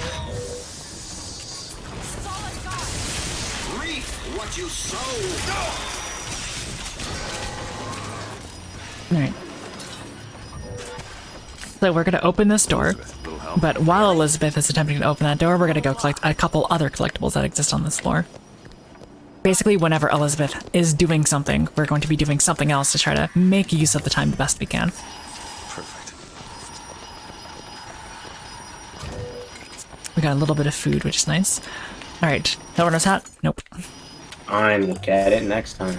And it is here where I explained that Hellrunner's hat is actually going to become significantly more difficult to activate from here on out. Oh no. As you saw, I can no longer give myself salts or health upgrades. I have to start giving myself shield upgrades. And that's a problem for Hellrunner's hat, because Hellrunner's hat activates when you break your shield. So the more shield that you have, the more difficult it is to actually break Hellrunner's hat, the more inconsistent it is. Oh no. So we are in the position where we're not too late, because obviously Hellrunner's hat will always be useful in some capacity, but it is, we have not made use of it to its fullest extent, I guess is what I will say. Hey. That's disappointing. Well, if the tools aren't in Almost heartbreaking, really. A couple more lockpicks. It's heartbreaking for me, definitely. Alright, we're going to bring these tools, which are Chenlin's tools, back to him via yet another dimensional portal. And because we don't have Hellrunner's hat, we're just going to very slowly trudge out of this particular location. Well, slowly trudging is faster than nothing at all, yeah? I guess my controller could break and we would be moving nowhere. Would indeed be slower. That is a possibility. I hope it doesn't happen. But it's possible. I do only have one Pro controller. That would be pretty bad. Have you tried with Switch Joy-Cons? I have never ever done this run with Joy-Cons. Oh, well, you're gonna have to improvise if it happens. That would be a fun incentive. Change to Joy-Con. Yeah. Well, when I performed any percent gearless of this category of this game, excuse me, for Frostbite Halls, I had an incentive where I did the final fight one-handed. So, oh no. Despite me not using Joy-Cons, I have indeed messed with the controls a little bit in this game. And even faster one-handed on a Pro controller than you can with two hands and Joy-Cons. I don't think it's that egregious, but alright, there's a Vox phone here, and there's going to be one additional Vox phone on the bar counter here. I want to be really careful in this room, because if you jump in the wrong place, you softlock because you can't jump out of like certain parts of collision, so I'm doing my best to not jump in that particular room.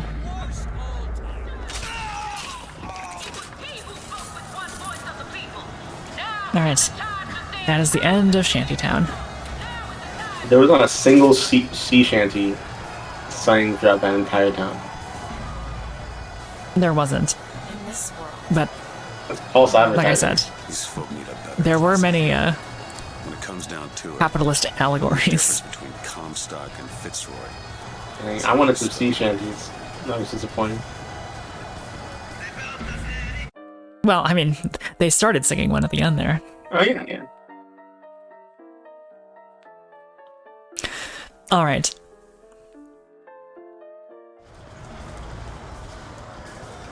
To Finkton proper. We are now returning to Finkton proper, since we had to come back here for... This is the path that we took to get to Shantytown in the first place. But now we have to just go back, because we don't have Hellrunner's hat, and so we have to use this little hook here instead.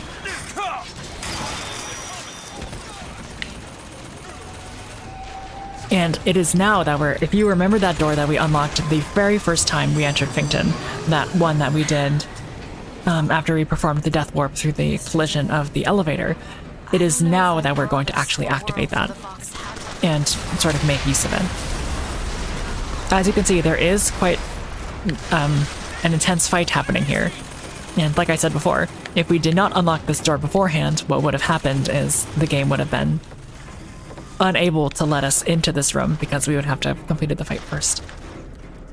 So a little bit of smart routing on our part. Only saves like a few seconds technically, but it is a speed run. Hey, time save is time save. Time save is time save. This looks like the one. Set to midnight. Even if I don't play this game optimally, it's good that someone can. Alright, pick up some lockpicks, pick up a Vox phone and an infusion, so a very stacked room, so to speak.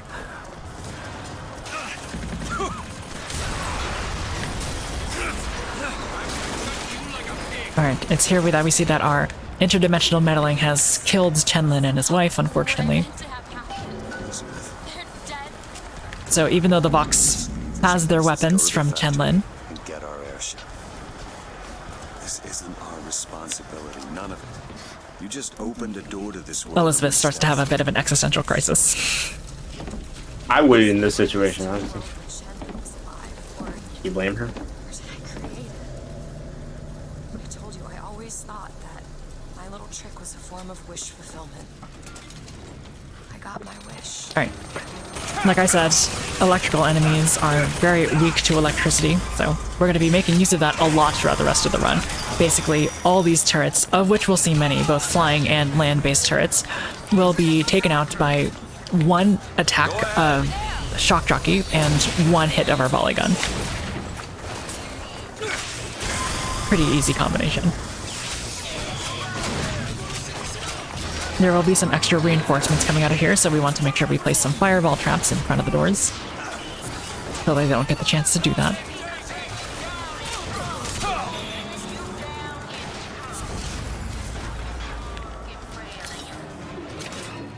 Alright, that sounds good. Yes. There's a blimp coming to get us now. And technically, this whole blimp section is skippable.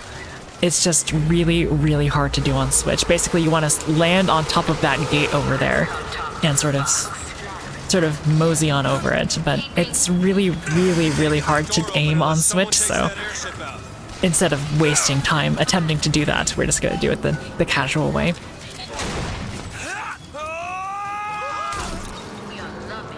Making the name of No Glitches Allowed proud. Indeed, we are very proud. We are. And speaking of No Glitches Allowed, we also have other events hosted by No Glitches Allowed. We also have No Holidays Allowed, which is an event that is open to all kinds of speedruns and showcases that runners have to offer, not just glitchless runs. We're looking off to showing some amazing speedruns to watch as you bundle up for the campfire this winter. Just figured I'd plug that there. Yeah. That's our next event coming up in December. So. Yeah, so I figured, want to make sure that, you stay tuned for all of the events we host. Mm-hmm. Exactly.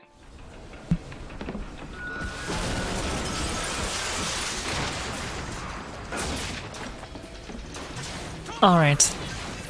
So there's a lot of fights here, but we don't have to do any of them, thankfully, although this run up to the elevator would have been a lot nicer with Hellrunner's hat, which we still don't have. We need to take that elevator. Get it next time. Bet at least at Fink's office.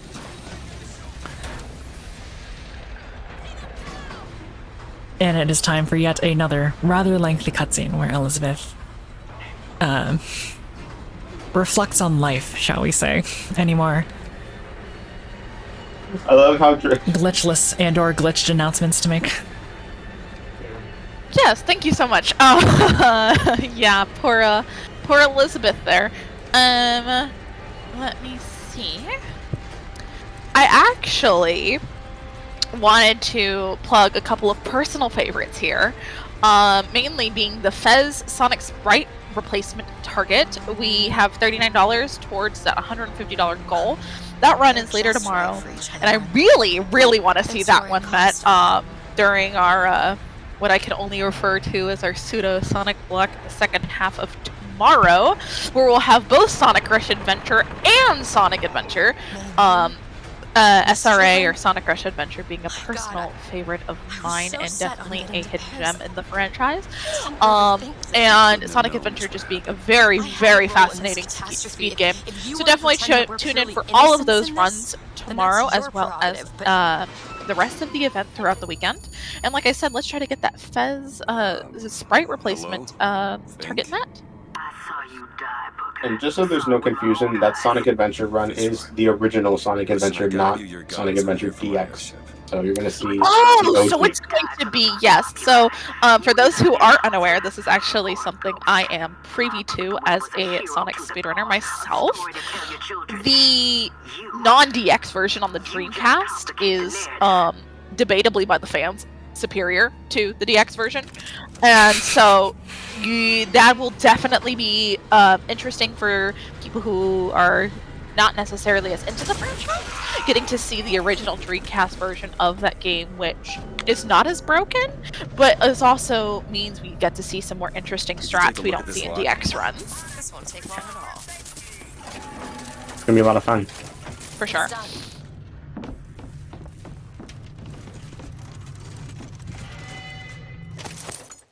Still not Hilra's hand. Fine. Oh no! You know what I'm gonna say. We need more donations for it. I do have to admit that I'm getting I'm losing a little bit of hope at this point. Fine. Fine. I'm gonna stay optimistic. Alright. So basically what just happened in that cutscene is that the Vox, despite being the rebellion towards Columbia and its values, I suppose, they are now our enemy because Daisy thought that we died during another version of this Columbia, another dimension of this Columbia, in which we were basically a martyr for the event, or I guess the initial uprising. And so she's very confused as to why we're still alive, so she no longer trusts us. So she has instructed all of her Vox allies to kill us, which is really not good for us, but I guess understandable. I too would be confused if someone I thought was dead was no longer dead. That does seem like a confusing situation.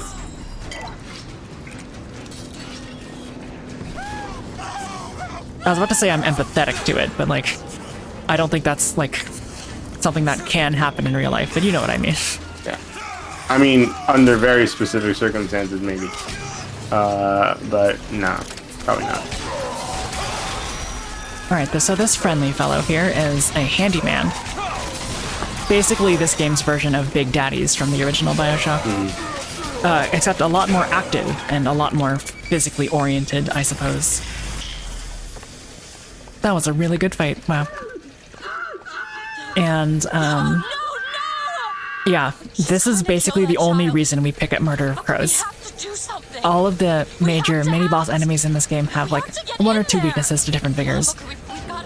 For some reason, the game has programmed an interesting interaction in which if a handyman is hit with Murder of Crows, he is very distracted, and therefore you get a little bit of time to just wail at him with your guns.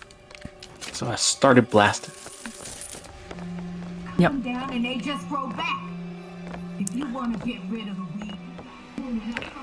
Now, to actually facilitate that, we, at the very beginning of the run, in that Blue Ribbon DLC run that I was mentioning, we picked up a gear called Handyman Aid, I believe is the name. It's a gear that lets us deal extra damage to handymen. It is something that I idiosyncratically do.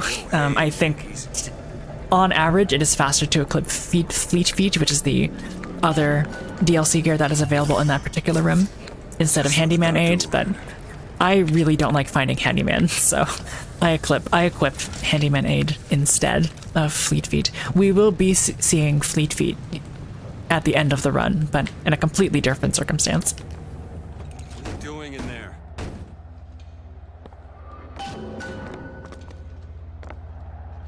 Alright.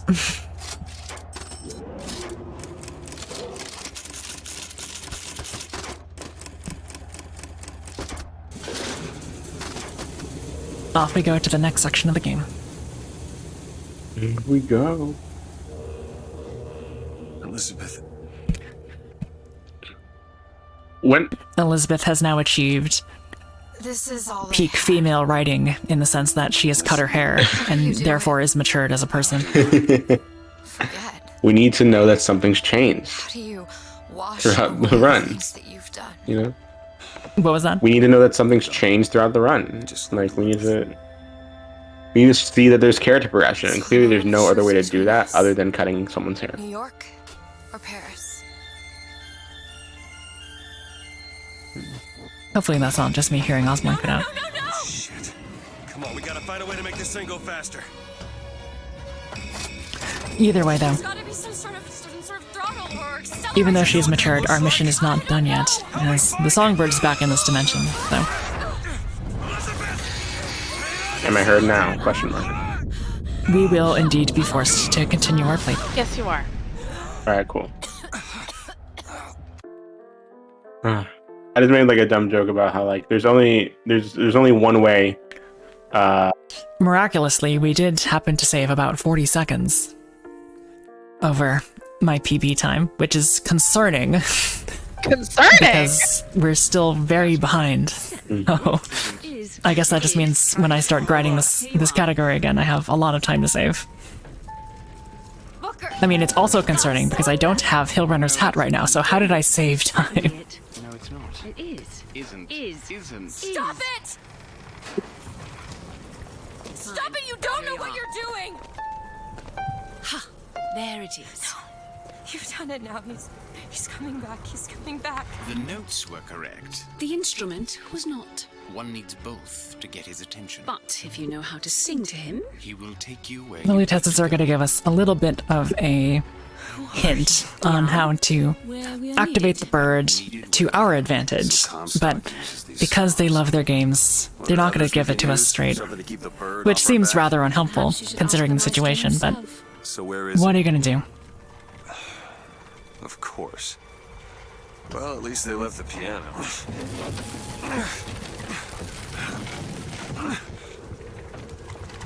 We're going to be performing yet another fight skip. For some reason, if you run along this railing here, and then jump around the trigger, the enemies just don't spawn, which is really good for us, but is a bit of a silly trick that I think is pretty funny. We're actually going to be making use, again, of that thing that I said all the way back at the basement of the Good Time Club, where if Elizabeth is opening a door, you can sort of run away, and after a certain amount of time or a certain distance, Elizabeth will just have the door opened, and we don't have to worry about waiting for it to be opened naturally by the game.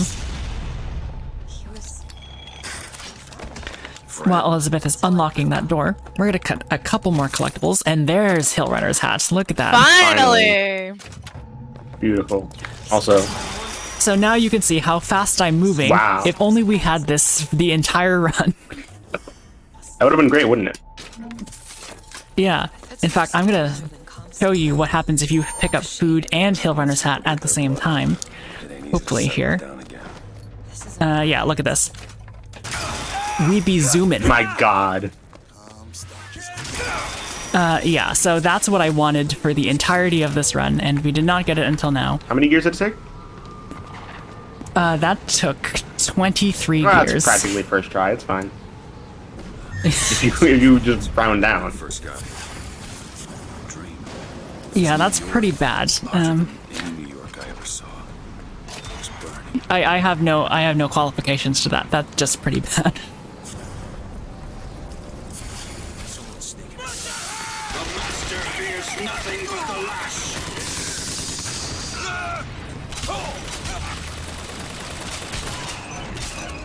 A bit of a required fight here. Not a very good one, to be honest, but it's fine. Think you can crack Unlock one this, and right behind us there's an extra lockpick for us to get.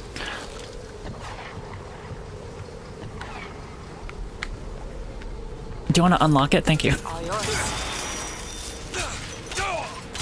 I'm assuming a death warp is coming out. Coming up. Yeah. Your instincts are trained. They're learned. I just realized who those two are. You learn so I've much through a primed run. You learn so much. Invented the You know it's technology coming. that allows Especially when it happens over and over Exactly. again. quantum particles suspended in space-time at a fixed height. Prepared. Not giant balloons? Oh, we're just casually moving towards the giant cloud of thunder and lightning in the distance. Yeah. I'm sure that's not Looks fun. gotta be an issue. Something tells me they're not exactly what they appear. I mean, it looks fun in the gameplay sense. If I was in this situation, I definitely would not be here. I'm certainly not as courageous as Booker. had to have been. Nor Elizabeth. Nor Elizabeth. Has Elizabeth also started wearing like darker colors? Oh yeah, so she got blood all over her original outfit, so she had to change it to the dress. Well, that's another way of showing progression, making the character wear darker colors and then cutting their hair. Because there's no other way to show character progression in the game. Nope, especially if you're a woman. Yeah, exactly. I will say, there is quite a bit of PB support in the chat. Oh yeah? Yes. That's good to hear. They still believe you can get a PB, so let's go for it. Well, I'm glad someone did. Is it? Alright, here's where we're going to be spending a lot of our money. We're going to be getting 2 extra things called Undertow and Charge. 2 of my favorite... what do you call them? 2 of my favorite vigors. We'll be seeing their effects very, very soon. As well as getting a damage upgrade for our spawn camping vigor. That killed me. That's not great. Has that happened before? No, it's actually pretty bad. Oh no. Hopefully that didn't glitch out this door. Okay, it did not glitch out the door. That's what I was concerned about. And that is the third. It might have glitched out the door. It did glitch out. This is what I was talking about. If you die sometimes when Elizabeth is opening a door, sometimes the game glitches the door. So I'm gonna go reload checkpoints. And that is the third. Which unfortunately means we're adding about 2.5-ish minutes to this run, but... Oh no. Oh no. So that is definitely PB dead at this point, but we should still be underestimate, so... I mean, I think we can salvage it somehow. Do you think so? Yeah. What if you just gold every single split after this? Well, at least she.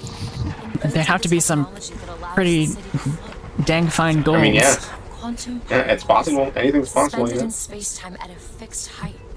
See, okay, the only reason this is a problem is because you saw how much health I had on the top left. It did not look like I had enough. It did not look like it was enough to kill me, but it was, apparently. And that's sort of my main gripe with the HP system is it really did look like I was going to survive that, but I guess I just misread the situation. So I hope you like watching cutscenes again, because here we are. Do some squats while we're doing it. Get those exercises in. Yeah. Build up that stamina so we don't die to an errant rocket launcher shot. Yeah. Well, this is what happens when you That is really unfortunate. This is what happens when you rocket launch irresponsibly. Yeah. Well, yeah, exactly. Alright, well, that was unfortunate. But, in the spirit of the marathon, if I am aware that we can get all the collectibles, I think we should get all the collectibles, yeah? Yeah, of course. This means we do have to get all of this stuff again. Just don't be like me. Don't pull an Ozmourn and miss a collectible in the middle of an all-collectibles run. I mean, like I said at the outset of this run, it is more feasible than you might think. I trust. Right, there's that. Can you open this, Elizabeth? Keep a lookout. We're just going to pray that this works. We're going to start damaging ourselves down. Okay, that should be fine. Wonder why you're doing that. And yeah, this is probably the most important death warp. Well, one of the most important death warps in the run. If this fails, we lose about an additional 2 minutes, which is fantastic. Basically, there's a gate coming up, and we're going to want to death warp through it, so we deactivate the enemies on this side of the gate. We're gonna shoot ourselves a couple times with the volley gun, so we have enough lower shields, and thankfully this should work. Good. Alright. Good. Nice. Challenging. As you'll remember, if we're in the middle of a fight, the game does not let us open doors and such, so the fact that we did that death warp let us spawn over here, in addition to deactivating the enemy aggro. So that means we were able to unlock the door without actually having to do that fight. There's an added bonus to that, which is that every subsequent time we go through that room, which is going to be a couple times, we continuously do not have to do that fight. We'll just get to avoid it every single time from now on. Check out downstairs. Which is very, very nice.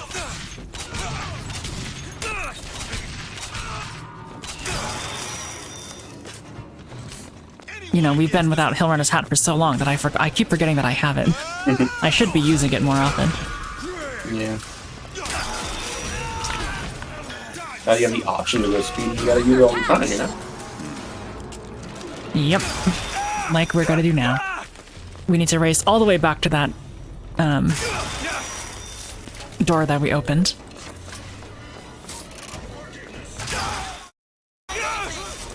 We're going so fast that the game can't really keep up, so it gives us a loading zone.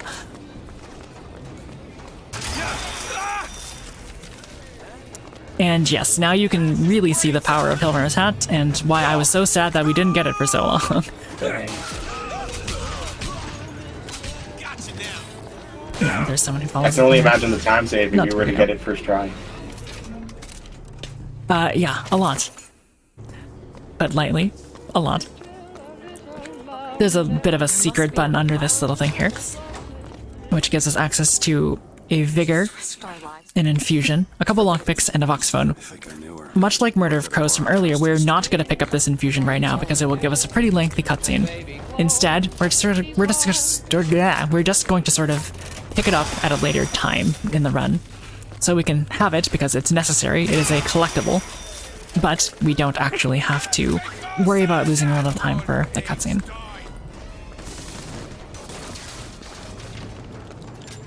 As someone pointed out in chat, that Vox phone that I just picked up there is one that I initially had missed, so there was a potential for some time save there, but because of that unfortunate, unplanned death, we are not going to be making up that end time save. We won't be able to Unfortunate. It is unfortunate, but such is the multi-dimensional life. Most fools keep the combination no more than 20 feet away. The show must go on. Find one of those fools. This might be it.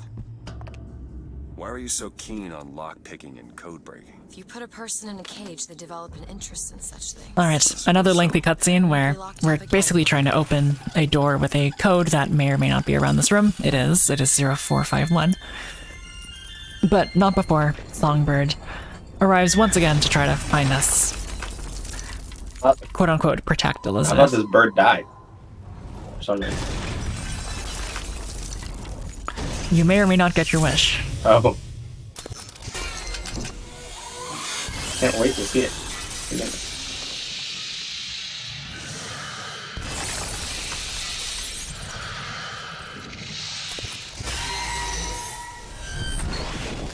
What a sight. I mean, like I said, I would be too cowardly if this was me in real life. I mean, the bird's just a silly little guy. It's not gonna hurt you. Yeah, sure. Elizabeth, Yeah. Promise Just wants to play. will stop him. Yes, wants to play very hard. that is an oath you cannot keep. But promise me that if it comes to it, He was a skateboarder in another life. you will not let him take me back. It won't come to that. All right? Alright, that is the end of the next split, at least at my splits. And we are apparently 4 minutes and 39 seconds behind now. Oops. And I think we can still salvage it. You know? I mean, we will be underestimates. I can guarantee you that. But... Oh, for sure. I have no doubt of that. I actually don't have any rocket launcher ammo here, which is intriguing, but not the end of the world. I don't typically use a lot of it in this fight. And this is a required fight. Not because we can't skip the fight, we actually have a pretty easy method to skip the fight. we actually have to do this fight because there is indeed a collectible in this arena. And as I said multiple times now, if there's any enemies on screen, we're not able to open any doors. So, our first order of business, take out the enemies. We will be making use of, as I have a couple times before, this vigor called Undertow, which pulls enemies towards us. The upgrade that we got on Undertow lets us pull multiple enemies towards us at the same time. I will say that the animation that you see on the left-hand side of the screen as I'm pulling them in is unpleasant, so if you have... I apologize for not knowing the name of the fear. The fear of holes of a natural variety. Then, I deeply apologize, but unfortunately this is indeed one of the best vigors to be using in this run, and we will be using it constantly for basically the rest of it. Oh, is that trypophobia thing? Trypophobia, that then. So here's another handyman, and as we said, an intense fear of crows. So the crows, in addition to the handyman aids, gear that I equipped all the way at the beginning of the run, should make pretty quick work of this normally pretty daunting boss fight.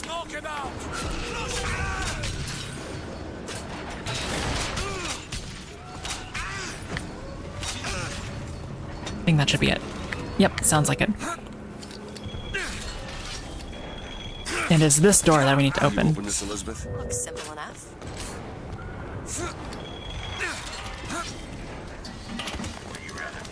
Got a lock. She teleports down here to open this door for us. And the reason we open the prize door first is because there's a cutscene associated with this particular door down here. So while Elizabeth is opening that and forcing us into the cutscene, we're just going to take a little bit of a detour and pick up those collectibles right there. How much money do we have? Not a ton. Ideally, I will be able to pick up volley gun damage boost 2 here. Good, that's very nice. In addition to a little bit more ammo. Cool. We are now very, very, very powerful.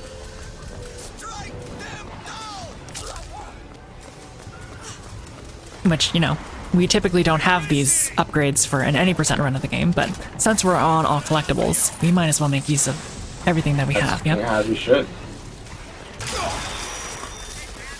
Alright. This is yet another fight that we are just technically allowed to skip, but... say it with me. There are enemies on screen, therefore we have to beat all of them first. I apologize for sounding like a broken record. This run does become rather patterned after a certain amount of time. That's fair. Thanks. I mean,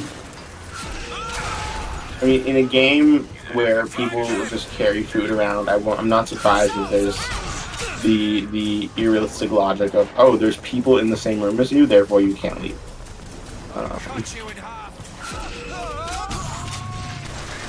To be fair, if I was trying to lockpick a door under the threat of gunfire, I also would be distracted. Fair. Want to take a look at this? Hopefully Elizabeth can unlock this door. Good. And we're going to Hilverner's Hat our way all the way to Comstock House. But not before picking up a little bit of extra salts. It is technically slower to do this. We definitely want to have as much... Some cash. Take this. That was not actually that good, but whatever. Ideally, we have enough salts just sort of on our way to the next location. But the next thing that we're going to be doing requires so many salts that it's good to just take a refill there. Lady Comstock, how lovely. So we're allowed to skip that cutscene despite leaving the cutscene. Basically, that door that we are unable to go through can only be activated if we have the handprint of Lady Comstock, who is Elizabeth's ostensible mother. We will learn that that's not quite the case. What are we looking for? And after we start to open this lock into her grave, we're going to start putting down some fire traps because it's time to spawn camp a ghost. If you've not played this game, those words in that order might seem a little bit strange to you, but I promise that they make sense contextually. It's your mother's grave. They have her preserved in airtight chambers. 6 fireballs is typically what it takes to kill her, so we're going to place 6 of them down. And we're going to pick up a little bit of salt, not to put more fire traps down, but just in case those 6 don't actually take her out. They should, but as we've seen with this game, sometimes it can be slightly inconsistent.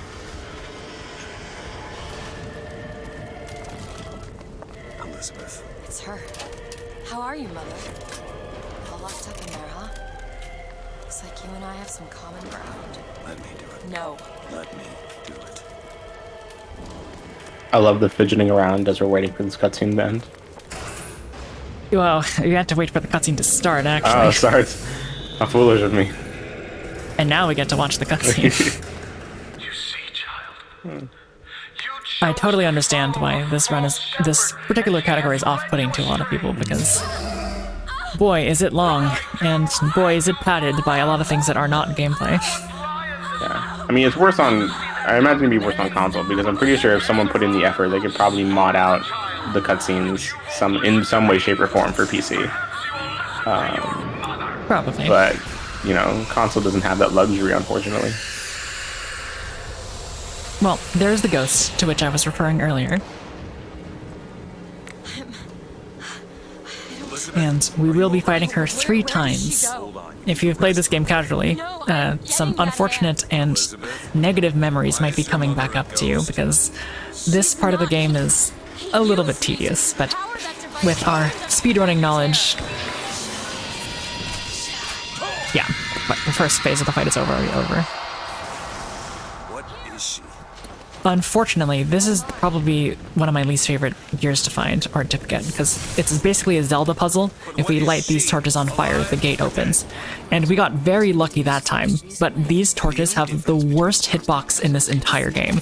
Sometimes they will light if you throw fireballs at them, sometimes they don't, and I honestly don't know what the actual trigger is, so...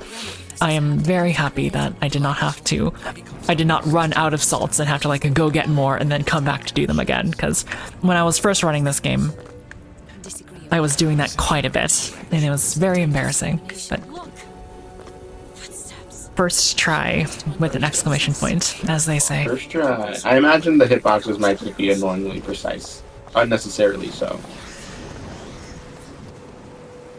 Very unnecessary. I agree with that much. Frankly, she doesn't seem all that cooperative. There is a way to bring her to reason. 3 truths you must discover first. Truths which, in this world, Comstock has destroyed. If only one of you had the power to alter time and space. That would be a blessing, wouldn't it? Okay.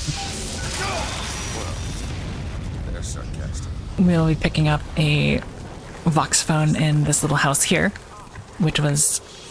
Yeah, I noticed.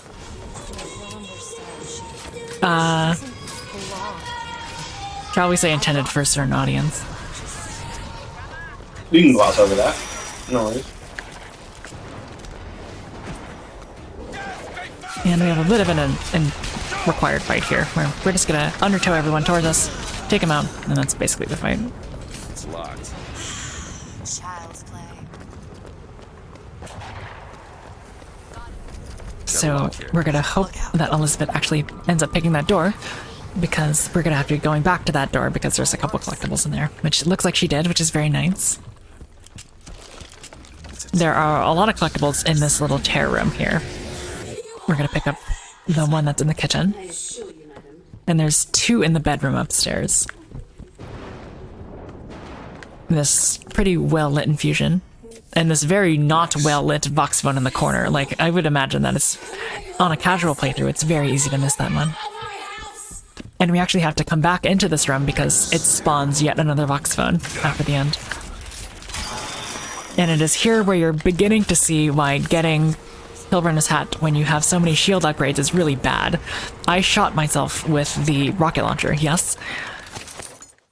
Yes. And it did not break my shield because I had so many shield upgrades.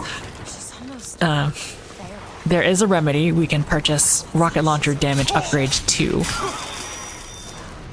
But, yeah, it's pretty unfortunate. For some reason, there's just this lone fireman here, like, just by himself. Not exactly sure why. But unfortunately, because he's there, it lets us not unlock this door, so we do have to take him out first. This won't take long at all. I mean, he was just kind of vibing. He was, but why was he vibing alone? That seems like some interesting enemy Hey, placement. sometimes people just need alone time, you know? I guess. He was pretty angry when we interrupted him, so maybe you're right. He was in the zone, the meditative state. In the zone. He got so upset with us, he tried to kill us for it. I guess. Oh my god, see how my shield's just not breaking anymore? It's pretty unfortunate. Alright, so there's a code book here that we need, and we're gonna pick up some picks there as well. As you can see, we have a ton of picks now. I'm not particularly worried about running out of them at this point, but... Need a lock picked. Keep a lookout. Back in the early routing days of this category, it was a mess trying to keep all of those things together. Ah, now I have literally 0 ammo. That's fun.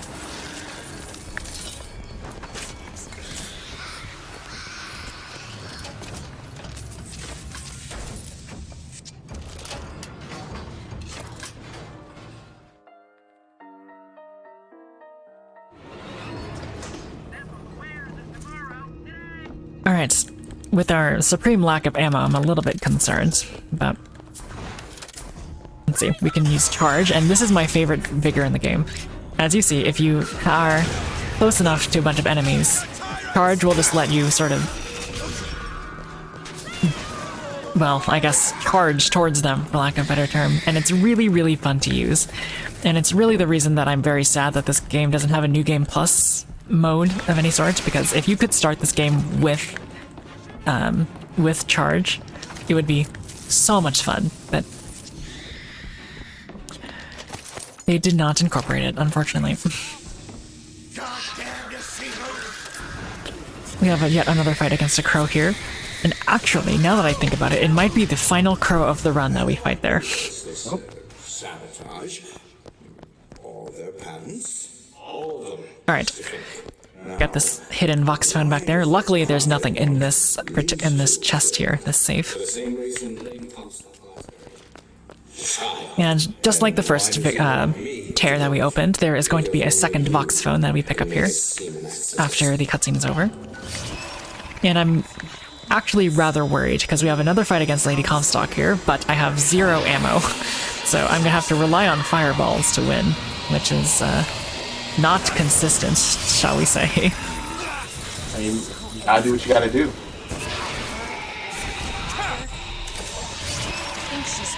Hopefully the fireball's in your favor. Yeah, she went up there. That's not fantastic. We can just do a couple sharpshooting things here. Sorry, that's all I've got. You need salt. Would you, Too little too late, Elizabeth, but whatever. would you ideally just be able to one cycle her and before she moves up? Yes, that is exactly what you would expect. Right. Unfortunately, we did not have any ammo, so we were a little bit out of luck. Get some picks there. Hopefully get some food, very nice. And there's another gear there, just randomly chilling. And then that third code book that we picked up in the sort of bereft house that we left behind. This is the last code book of the run. Spell the voice. 3 letters. VOX. How much of each collectible do we have left, you know?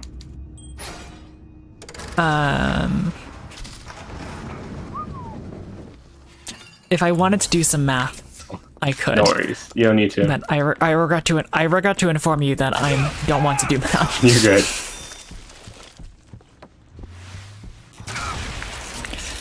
Yeah, I think I'm gonna go get rocket launcher damage boost 2, because not breaking my shield when I use Hillrunner's hat is slowly killing me inside.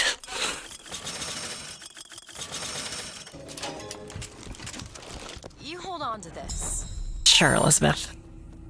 Whatever you say. Get that coin. So don't spend it all in one place.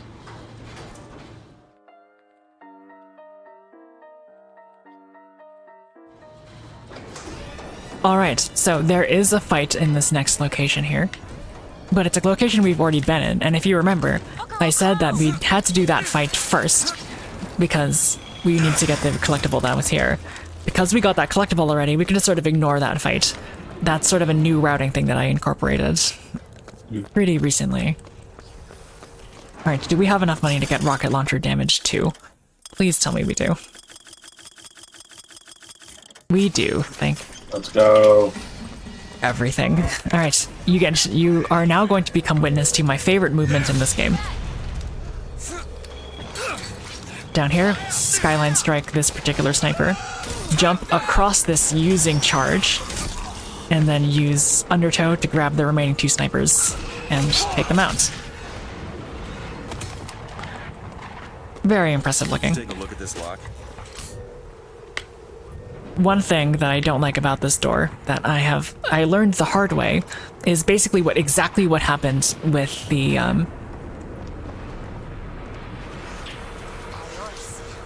door all the way back in Emporia, is that if you die in the wrong circumstances or you activate enemy encounters before Elizabeth is done actually lockpicking the door will be basically locked for you forever.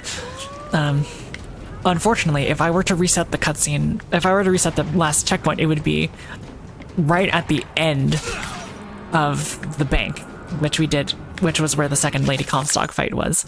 So that's a huge time loss that I'm glad that we did not incur in this particular run. Good. Good.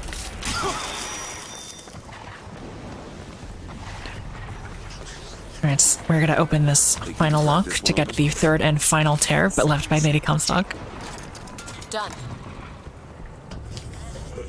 Which is interesting, because at this point, we don't actually have to watch these, in the sense that they're not really going to be helpful in terms of like actually getting through the game. We can skip all of this in any percent by doing a very specific death warp.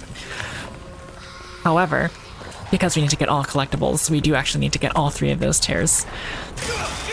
Which I guess is fun if you like lore, but I would say that I'm not particularly known for my love of lore in my community. Yeah. You're just not a fan. Understandable. And anyone who knew the truth was better dead than alive. Alright, so hopefully I pick up a little bit of salts on my way up to this final Lady Comstock fight. And of course, as soon as I say that, I get 0 salts. That's very fun. We will be spawn camping the ghost one more time, but ideally we would have enough for 6 fireballs, but because my luck is just amazing, I don't think we're gonna have enough salts to do that. We might only get 4 off.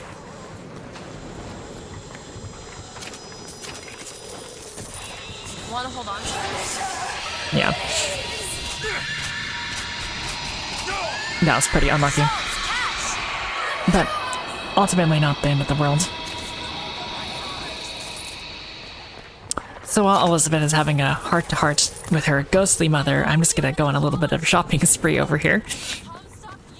Make sure that I have enough salts and ammo to last me through the next section, because Elizabeth will not be present with us. Elizabeth will be taken away. So we will not get any ammo drops, or health drops, or salts drops like we normally would throughout the rest of the game. After all this time? After all this time. But we came so far together.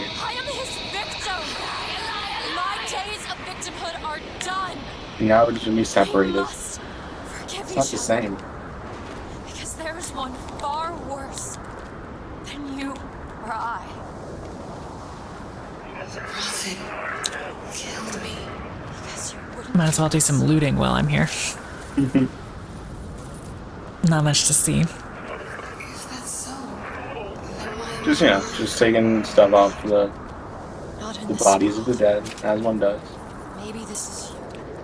Now earlier there was a collectible here that I call the left Comstock statue, and it is just really hard to see, so there have been many runs that I have just missed picking that particular Vox phone up, which is very embarrassing, because it is technically right there, and in my notes, but it's obscured just enough visually to where I have to, like, consciously remember it. Alright. On to the next section. Which I'm also concerned by, because I saved 2 minutes. Which doesn't make any sense.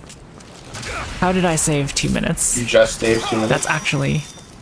I just saved 2 minutes. Did you miss something? I don't think so. That's just natural 2 minute time saves? I think we're still 2 minutes behind. That's very... No, we definitely are behind, but we are, I need to go back and review this VOD. I don't know why I saved so much time, especially since I did not have a lot of ammo throughout this entire run. You're just not great. I guess I suppose. I'm definitely not going to complain about it. Yeah. Quite honestly, that's just marathons for you. The most unexpected things happen. Exactly. I will be the first to admit to you that my PB time is possibly the least optimized speedrun in the history of speedruns. It's first place, but at the same time, that is simply because of a lack of competition. I think that I can bring this time down significantly, and as I can see by my ample time save on just that one segment, I am correct. My intuitions were correct. Yeah. So I'll have to go back and grind this one out a little bit more. Songbird's friendly now? No. Question mark? That comes later. Why are you taking Elizabeth? Because he's taking her to the that place up there, which is definitely not scary at all. I'm totally not creeped out by that giant face in the sky. Yeah. I'm not letting you take her, you The hear normal me? affair. Ah, you feathered piece of shit! I'm not going to... Oh, I know why I saved 2 minutes, because that wasn't the place that I was supposed to split. Oops. Oh. Alright, I did not save 2 minutes. Oh no. Elizabeth! Can you hear me? I'm a very intelligent person. Okay, you all made that mistake. Alright, coming up is one of my favorite skips in the run. You saw what charge can do. If there's an enemy in range, and you sort of highlight it with your cursor, you get to basically teleport your way up to that with a melee attack. And we're going to use that to skip the entirety of the asylum section by latching on to this turret up there. Super fun skip, not too difficult, honestly, so if any of this has looked interesting to you, I would definitely recommend checking that skip out first, because it's pretty simple, all things considered, and you feel super cool doing it. And it's actually, you know, it's not just like a skip that's like skips a fight or anything. Like, it's a pretty sizable skip, all things considered.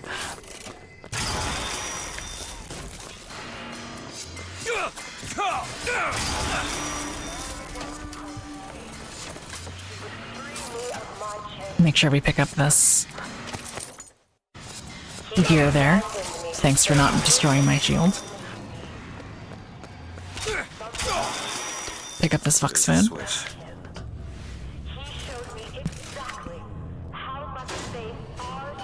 Should be able to head downstairs and get to Elizabeth now. And get jump scared. Hello. Alright.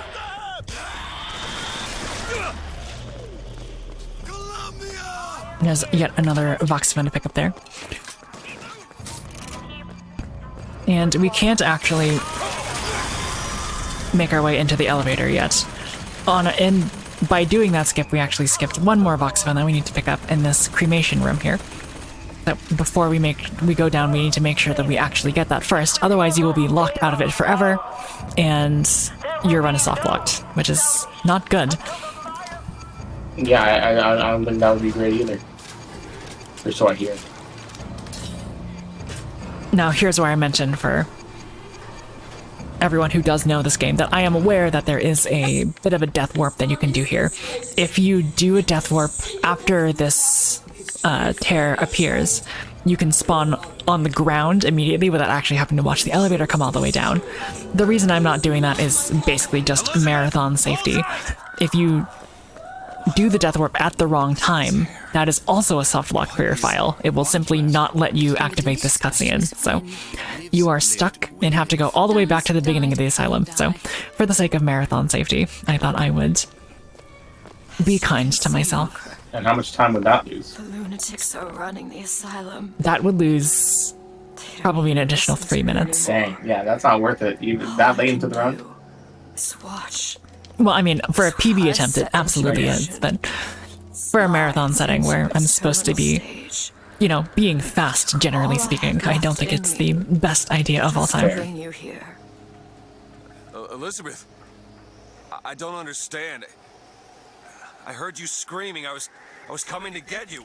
So we have a very long cutscene where old alternate dimensional Elizabeth shows us that vision that we saw all the way at the beginning of the game of New York being attacked, basically, will eventually come true if we don't rescue Elizabeth. So Seed of the prophet. I wish there was more to say, so if there are any announcements to make, now is a perfect time. Thank you for that. We do not have any updates currently. But I will, since it has been a little bit since I have said anything. This has been quite an enjoyable run, I will say, though. I just want to remind everyone what we are doing here at Completithon. We are raising money for Somos Familia Valle, a community-based organization created and led by local low-income first-generation college students for LGBTQ+ people of color in San Fernando Valley, an area in San Fernando, California. Somos Familia Valle organizes for intersectional LGBTQ+ liberation through transformative dialogue, advocacy, and civic engagement. Get those donations in. For that cause, we still have plenty of incentives for you to donate to. If you want to go ahead and give a direct donation, you can do _donate in the chat to get the direct donation link for our Tiltify page. We still have plenty of incentives and bid wars open, so definitely get those donations in as soon as you can. What's the incentive that you're looking forward to the most? I am definitely looking forward to that Sonic Sprite replacement target getting hit. But we do have multiple bid wars open right now, and I'd really love to see that classic SSX trilogy character bid war. Right now, we only have Zoe in the lead for $18, but I'd really like to see Mac win that one. So definitely get donations in for that bid war, as well as all of our other incentives. Yes, as you said, my favorite bid war is probably SSX as well. My boy Junior is doing that run. And then Fez is another one that's really good. Because my boy T Hurts third is doing that run, and he's doing great. It's a great run. Agreed. We have plenty of great runs to look forward to later in the marathon. Remember, we are running throughout the weekend, so make sure to do exclaim schedule in the chat as well if you'd like to see our full run schedule for the rest of the marathon. I got you, it's okay. Okay, I'm gonna fix this. You ready? So that hallway that I was specifically not jumping. That hallway that I was running down after deactivating those two switches, it is technically faster to jump down that hallway. The only problem is, if you do jump down that hallway, there's a slight chance that you clip through the ground, and then you have to start this segment all over again. So it's sort of agreed upon in the BioShock Infinite speedrunning community that even though it does technically save the slightest bit of time by jumping down that hallway, it's not worth the random chance of just losing 2 minutes straight up. We are going to find Comstock. Why? You saw what he turns me into. I will not allow that. And so what, you're going to kill him? This is where you start moralizing, Booker. You forget. I know you. I'm not going to let you kill him. Really? Booker? What are you going to do to stop me? Not a damn thing. Because I'm gonna do it for you. Alright. We're approaching the end game here. And how to find the prophet. To my knowledge, I have not forgotten anything. So you're gonna I can't wait for someone to post in the comments or in chat that I must have. Actually, you missed this particular clip. How close are we to the end of the run? I would say we have about 40-ish minutes. Nice. In the end game now, though. And I regret to inform you that 12 of those minutes are taken up by a very long walking simulator right at the end of the run. Dang. Well, you gotta get your steps in something. Yeah, that is true. I did not exercise today.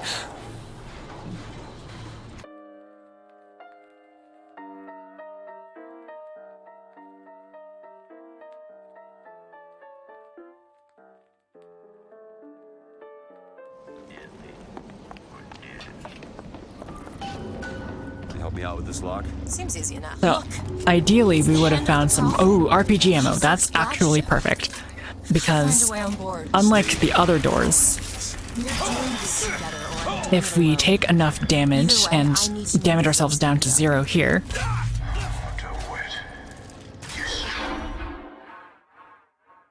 Elizabeth will unlock the door immediately, so we don't actually have to wait for Comstock's massive speech. Luckily, I was able to find some errant RPG ammo lying around. Otherwise, that would not have been possible to show off. Those aren't duds.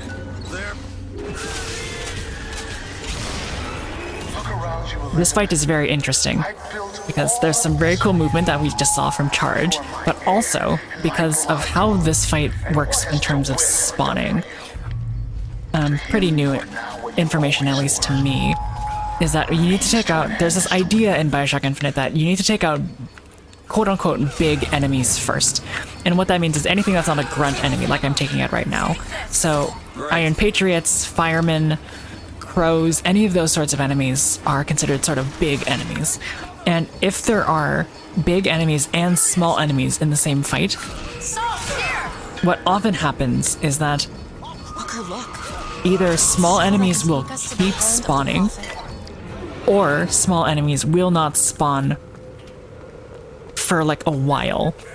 So what we want to make sure we do for a lot of these fights is that we actually take out the big enemies first. So in this last fight that you saw, we took out both of the Iron Patriots and we took out the rocket launcher, the volley gunman. The reason for that is because if we did not do that, that second ship that we ran over to undertow some enemies off of, that one over there, that ship just wouldn't have spawned as early, nearly as early as it did, and I'm not exactly sure why, that's just sort of how it is. So, when we do the final fight, we're also going to see an instance, a bunch of instances actually, where if you don't take out the big enemies first, specifically the Iron Patriots, before you take out all the small enemies, more small enemies will just keep respawning in waves, especially if something's like an autoscroller or like a gauntlet or something like that.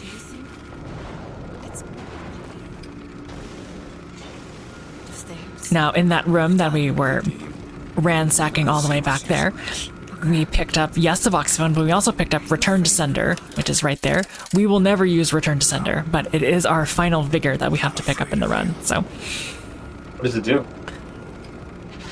It basically gives you like a bullet shield, prevents you from taking damage, and you can reflect that damage back at enemies if you want. It is very useful in a category of this game called 1999 mode, which is the game's hardest difficulty. You might imagine why, but for basically every single other BioShock Infinite run, we play on easy, so we're not particularly concerned about that. It is also worth noting that this is basically just a really long auto-scroller at this point, where we take out flying turrets and enemies and stuff like that, so we will be seeing a lot of Undertow, we will be seeing a lot of Shock Jockey, so.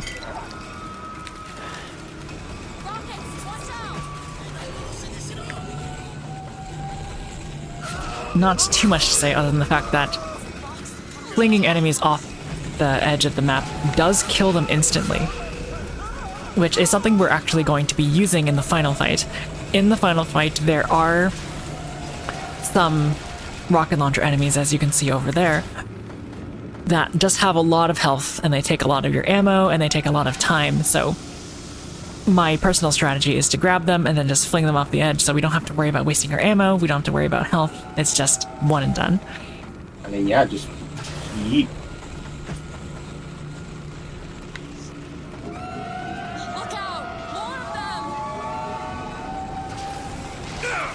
For example, let me show you what I mean. There's a rocket launcher enemy right there. So we're gonna take him, and oh, I don't actually have enough salts. That's embarrassing. Oh no. There we go. Now we pushed him off. I like they just fall like ragdolls when you do that. I mean, I would too if I was hit by a very forceful jet of water. There. As I said before, all mechanical enemies are extremely weak to electricity, so that is a property that we will make use of a lot. And I have no more assaults. That should be the end of the auto-scroller. Good. Amazing. Pretty good. If I had a little bit more salts, that could have gone a little bit better, but I started the fight without full salts, so Good fight. I was putting myself in a precarious position. That was a good fight. If you want to. This isn't your problem, Booker. I won't abandon you. You wouldn't, would you? We're going to latch ourselves onto this little hook here, because it is faster to dismount from the hook because it is slightly elevated than it is just simply run off the edge. I wouldn't go near those lines while those As so. Make sure we cook charge again so we don't have to go inside of the Hand of the Prophet. We can just charge our way over all of the blanks. The blanks? What am I trying to say? All of the gaps, rather. I have seen the seeds of fire that will prepare the Sodom below for the coming. Do you want to reload, maybe, Booker? Thank you. It will not be I who carries that banner. You need this. I do need that, thank you. That job falls to you. So, if you've ever seen me do a run of this game on Gearless or any percent or anything like that on for any other marathon, you might remember that the second wave, the second deck, I guess, of this particular speedrun is basically useless. You can skip it if you're playing on the PC, but because we're playing on the Switch, we just sort of have to wait around for all of these little turret things to drop down. Unfortunately, because we're doing this category, all collectibles, there are collectibles that we have to get, and as I've said multiple times at this point, if there are enemies on screen, you must kill them before you're allowed to unlock doors. So we actually have to do this fight, which is new, I guess. Make sure we just take out all the enemies on one side before moving on to the other so we don't lose track of where each set of enemies are.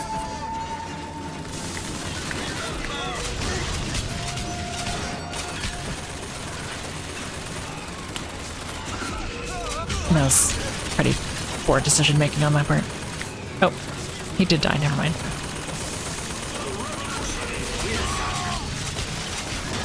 I believe that is everyone. Catch! Booker, catch! Great.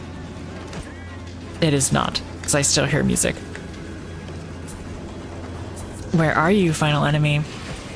I hear you. 3/4! Where are you? There you are. Apparently I just missed one over on the right side. My bad. Need some help with this. Sure thing.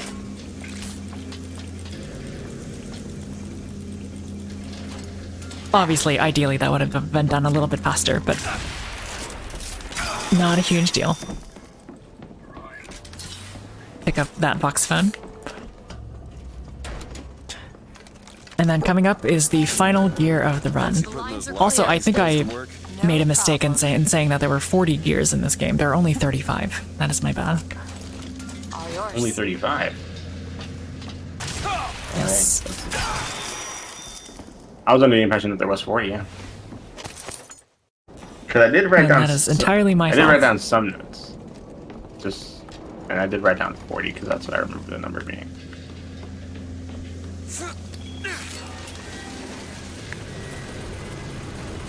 So, we now have collected all of the gears in the game, and we've collected all of the vigors in the game. We have collected all of the infusions in the game. We have collected all of the vigors in the game. So just 2 more Vox phones to go, and we'll be good to go. Right. And then you actually have to beat the game. Yes, we do. Alright, this is some pretty cool movement that was found. If I could, I'm actually going to do it all over again because I want to show it off. I'm very sad that I didn't get it. Sometimes you just gotta keep going. There is a handyman, For the... so we need to be a little bit careful. Man, the enemies aren't there anymore. Okay. Well, I guess we won't see it in this run, but ideally what we would have done is we would have... All of those enemies were on platforms, and we were allowed to charge across those platforms because there were enemies on... above, I guess, the threshold of where the actual targeting is, so...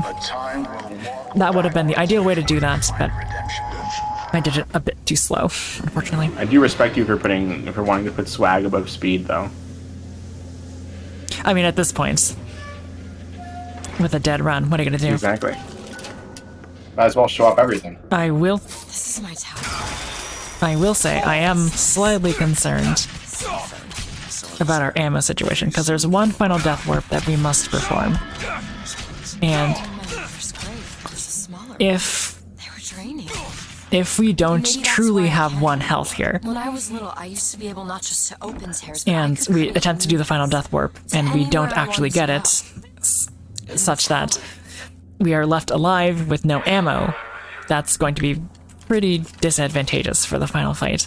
So, ideally, what you see in the top left corner is not lying to us, and it is indeed 1 health. But it's, like I said, it's really hard to verify that. Fingers crossed. I need to do this. Come here, child. Oh my, how you have grown. Tell me, what am I? More lengthy cutscenes. Hey, let go of her. Elizabeth, everything I've done to keep you safe. Safe from what? Seed. I will say, I guess I will take the time to say that there was a way to skip all of this that was way more complicated. You would sort of land on top of the Hand of the Prophet and sort of clip through the wall into this location, and then start the cutscene here, which the cutscene would still play, but Comstock would have like the bloody head that he was eventually going to have already, and like some of the states are messed up. And you would be able to leave this room a lot quicker because the door upstairs would be unlocked. But now, apparently none of us really thought about using a death warp for the longest time, so now that we know that the death warp does work, we definitely do prefer that method to the rather complex method of clipping into this area. Nothing is finished. You lock her up for her whole life. This is a satisfying ending of finally killing the main antagonist. You killed him. Not really. Oh no. In fact, it's actually going to get a lot worse in the sense, and this is a personal opinion.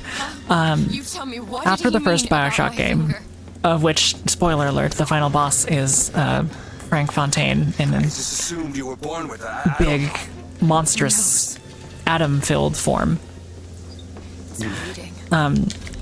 People didn't really like that boss that much, so I think the developers of BioShock were very scared to implement a big bad... See what I mean? That wasn't fully... That looked like 1 HP, didn't it? Alright, there we go. They were apparently scared to implement one big final boss, final fights. And, you know, you would think that in a game like this, with Songbird being a pretty big antagonist, that the final boss against Songbird would be awesome. But...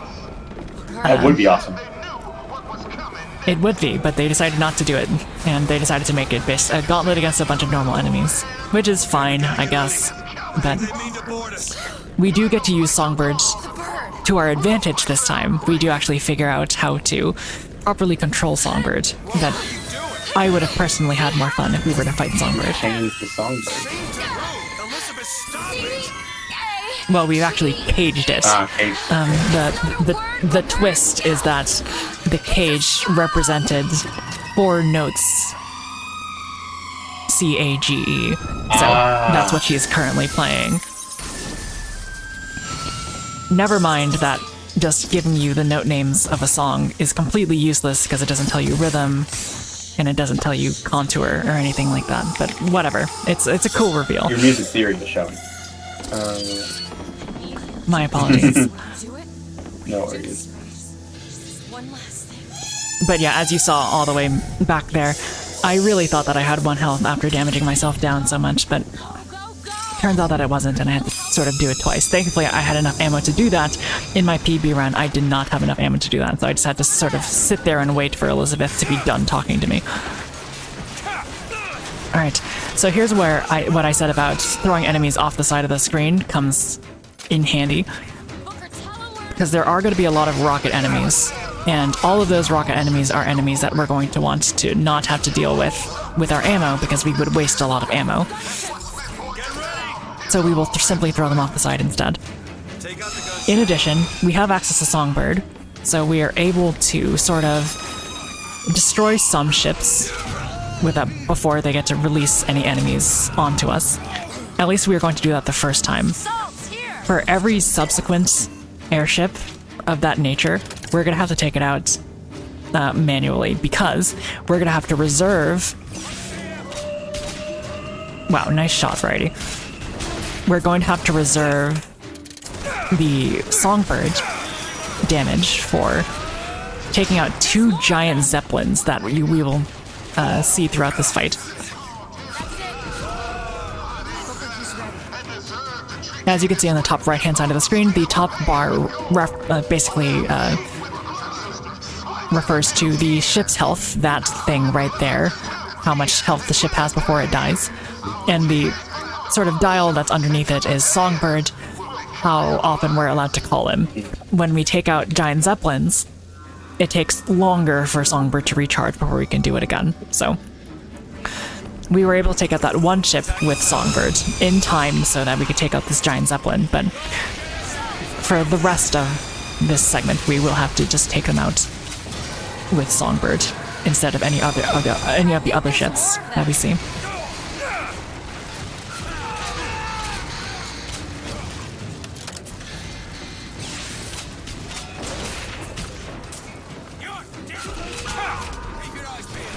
I'm missing someone. Appreciate it. I believe that's everyone for now. Yes. If you do this particular segment of the phase very quickly, which I did, you just sort of have to wait for the next 2 Zeppelins to spawn in. Not much you can do about that. I don't like the looks of this. Now, intriguingly, I remember when I was playing this game casually the first time, I thought that you had to take both of them out with Songbird, but I forgot that earlier in the game, and earlier in this run, we actually took out Zeppelin manually. Do you remember that? All the way back in Finkton. Oh yeah, you're right. So, the game sort of expected you to know how to take them out manually, but it does not reference the fact that you can do that, so I know I was lost. I thought I was just supposed to use Songbird for both of them. The game just expects. But to be fast, I mean, the game technically did teach you, but it didn't really... Yeah, you're right. That makes sense. Alright, anyway. So here's where it's really important that what I was saying about small and big enemies comes into play. If we take out all of the small enemies before we take out all of these Patriots, something bad will happen. And all of the small enemies, there will be another wave of small enemies, because the big enemies are really what control the pace of the fight. But thankfully, we did take out all of the Patriots first, then we took out all of the little grunt enemies, and therefore, the final fight is now over. Clap, clap, clap. Round of applause. We are unfortunately required to wait for Elizabeth to get over here, please, thank you, and wait for Monument Island to spawn in the distance. and then we can trigger the final segment of the game. She's taking her sweet time. That she is. I'm also going to unequip Handyman Aid and equip Fleet Feet, as I said I would a little bit before.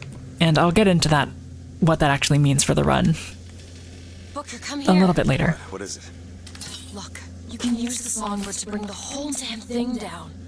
Destroy the siphon. And that's what you want. It's the only way we'll find the truth. About my finger, Comstock, everything. Something I guess I can mention here is that the best position in which to talk to NPCs does change depending on the NPC. So for example, for this one, it's better to look at Elizabeth's neck. For old Elizabeth, it was better to look at her face and stand in a very specific location. And when we were rescuing Elizabeth from the torture scene, it was better to be on her right side instead of her left side because it would activate the actual cutscene faster.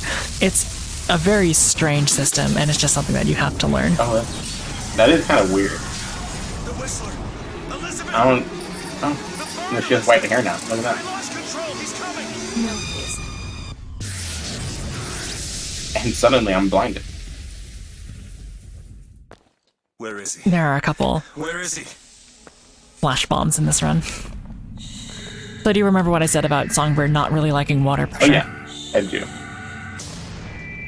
Well, we both get our wish in the sense that the ultimate antagonist is gone.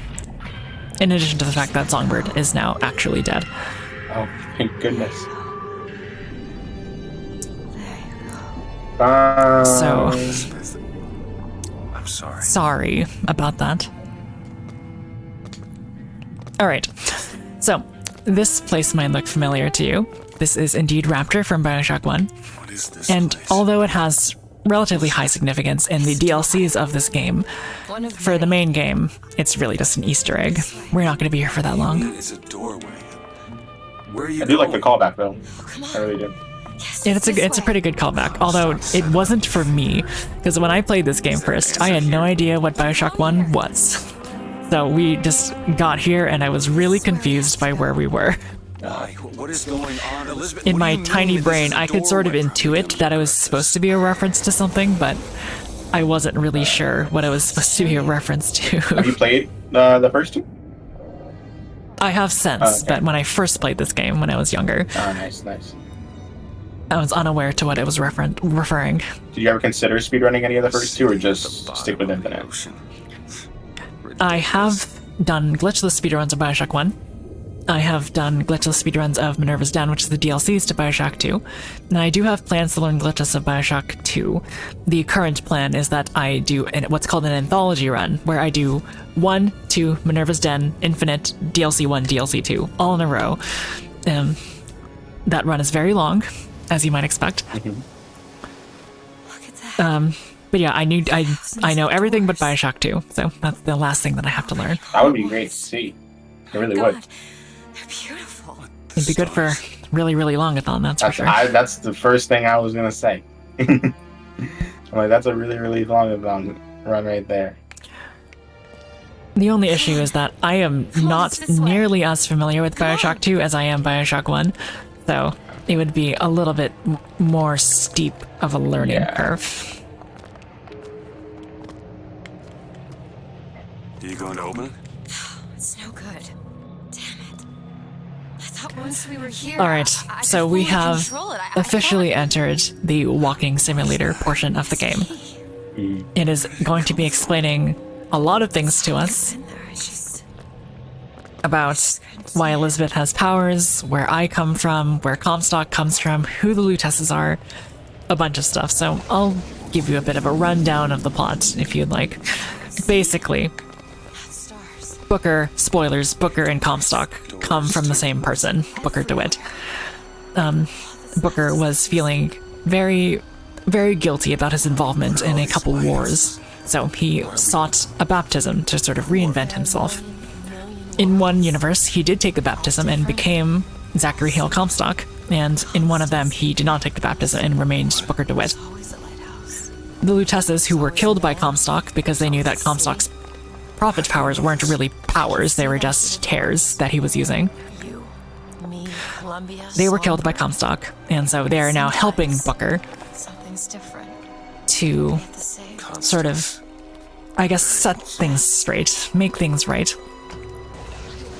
They have dragged Booker into the Comstock universes and are basically asking that they take Elizabeth back. Swim in different oceans, but land on the same shore. That's It always what starts to light. the game is really about. There's a phrase that he repeats quite often, which is "bring us the girl and wipe away the dead," which originally referred to us giving Elizabeth, or Anna as she was once called, to Comstock because he was unable to produce children. But, you know, eventually Booker felt remorse about that, and now then bring us the girl and wipe away the debt turned from baby Anna to normal Elizabeth. See. And now you get to see us moonwalk. This is why we equip Fleet Feet. Fleet Feet is a gear that lets us move faster when we are walking sideways or backwards. And the reason why that's important is because the game sort of stilts your forward momentum in this final walking simulator section. It just wants you to walk really slow because it wants you to really take in the grandiosity of what's going on. That's fine for casual play, but for speedruns it's a little bit obnoxious, so we do equip Fleet Feet for this particular reason. You see how much faster I walk backwards than I walk forwards. So whenever there is a case for us to walk backwards, and the cutscene and dialogue doesn't last as long as the actual visuals on screen, we will be walking backwards because it is slower. I mean faster, excuse me. I mean, the game really wants you to just take in the cutscenes every single time. No? Oh yeah, 12 minutes of them. Yeah, exactly. I mean, to be fair, at least the main game makes us play through them. In the second DLC to this game, Burialancy Episode 2, there is an 11-minute cutscene that you cannot control at all. You are just sort of forced to sit there and watch it, which is horrible for speedruns. It's so long, in fact, that my controller, my game attempts to put itself to sleep because it thinks nothing is going on. It's an awful way to end a speedrun. Oh, I can imagine, yeah. Not until we You know, for a casual experience, it's pretty It's interesting. nice, yeah. But He was here. It's pretty interesting. This way.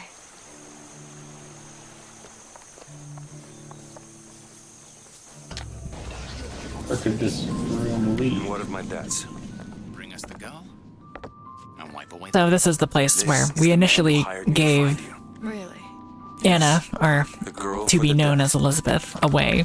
So this is Anna. This is Elizabeth. Anna DeWitt is Booker DeWitt's daughter, There's no baby. which is why Booker has AD carved into his hand. It's sort of a way to brand himself for his mistake. You don't leave this room Okay, I see. until you do. That makes more Do sense. it. Time is running short. Bring us the girl and wipe away the debt.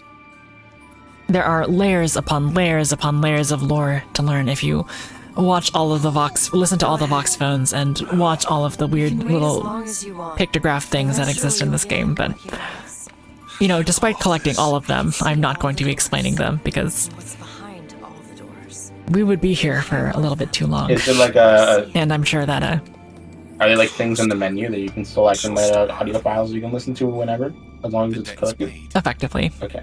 Yeah. Mr. Comstock washes you of all your sins. I feel like sometimes games do collectible audio files good, other times not. You know, I don't know what it is, but in some games I'm just like, I'll take the time to listen to this, and other games I'm just like, no. I'm not gonna.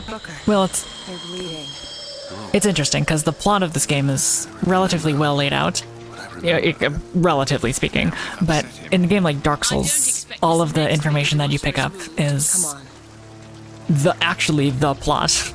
Like everything that you pick up in this game is pretty auxiliary to the plot. It's not. It enhances it. It is not the plot in and of itself. Yeah, that's a good point. So I guess it's a matter of which you prefer. Do you prefer your plots to be told to you via collectibles, or would you prefer a pretty cohesive plot that is augmented through collectibles? Probably the latter. No, I want to be able to enjoy plot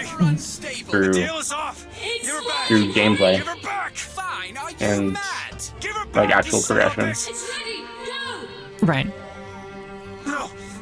But some people like the former of just having it through collectibles. So to each their own. Yeah. Give me back my daughter! No! Alright, so this is why Elizabeth has multi-dimensional powers. It's because part of her exists in this universe, part of her exists in another universe, and the way that the game reconciles this is that she has multi-dimensional powers now, which, you know, fair enough. Anna? That camera was on that brick wall for so long. Well, it was on her pinky finger. I'm sorry. I'm so sorry. That was supposed to be the big reveal that... Oh, I didn't even notice it the first time. You shared this room with your regret. I just watched it back on. Yeah, that was supposed to be the big reveal that... Because, you know, we've seen that she doesn't have a pinky finger. Came to you. Yeah, you can see the thimble on her right hand. Chance of redemption. Oh, I see. That makes sense. Chance for us to... I don't know how I didn't notice that the first time I saw it. I told you it would work. In this speedrun, she only mentions it twice. She mentions it the first time she mentions it, or she doesn't even mention it. The first time you see it is when she reaches out to you for the first time, and she says, "Are you real?" You're supposed to notice that she's missing a pinky finger. The second time is when you're in Finkton, and you're about to head down to Shantytown. She asks, "Well, you can ask me if you want. Why? You can ask me why I don't have a pinky finger." So in this run, those are the only two times that we actually see her interact in any way with her missing pinky. See? He's starting to put his story together. So it is perfectly reasonable that you did not pick up on it. Well, the brain adapts. Yeah, knowing me, I would have been so clueless when it came to that. Booker, wake up. Yeah, sometimes I gotta have stuff pretty explicitly written out to me for me to grasp it. To your credit, So that's you did just try to weasel out of the deal. Nothing wrong with that. What if I went back? We have a question in chat, a very important question. Can Variety explain how that pinky cutscene differs from the PC version? That's the only way to do it. Go back Yeah, to in the what it was PC for. version, because there's so many more frames, instead of lingering on that pinky finger as a big reveal, it just sort of falls straight to the ground, which is very nice for speedruns because it's faster, but it is pretty hilarious how it's just sort of very anticlimactically falls to the ground. And time is coming up very, very soon, in like 2 seconds. We're walking backwards to victory because of Fleet Feet, and time will be in 3, 2, 1, stop. GG's! Thank you very much. That last segment was a gold by 1 second. Oh, hey, a goal to goal, a win to win. I guess so. And Oof. you got everything? To my knowledge, I collected everything. Love to see it. So hopefully I maintained the integrity of the marathon. The same place, Booker. Yes, that was an amazing run. I really enjoyed being here on the couch with you, just vibing. You For the chose to run. walk away. Just vibing. But in other oceans, you didn't. You took the baptism. Definitely, and we've appreciated having you both. This was definitely an enjoyable run for us, and a great way to close out the night for sure. An excellent way to close out day 2 of Completithon. Thank you so much. We're so glad to have you, Variety Pack, and our very own Ozmourn on commentary. And of course, all of you viewers as well.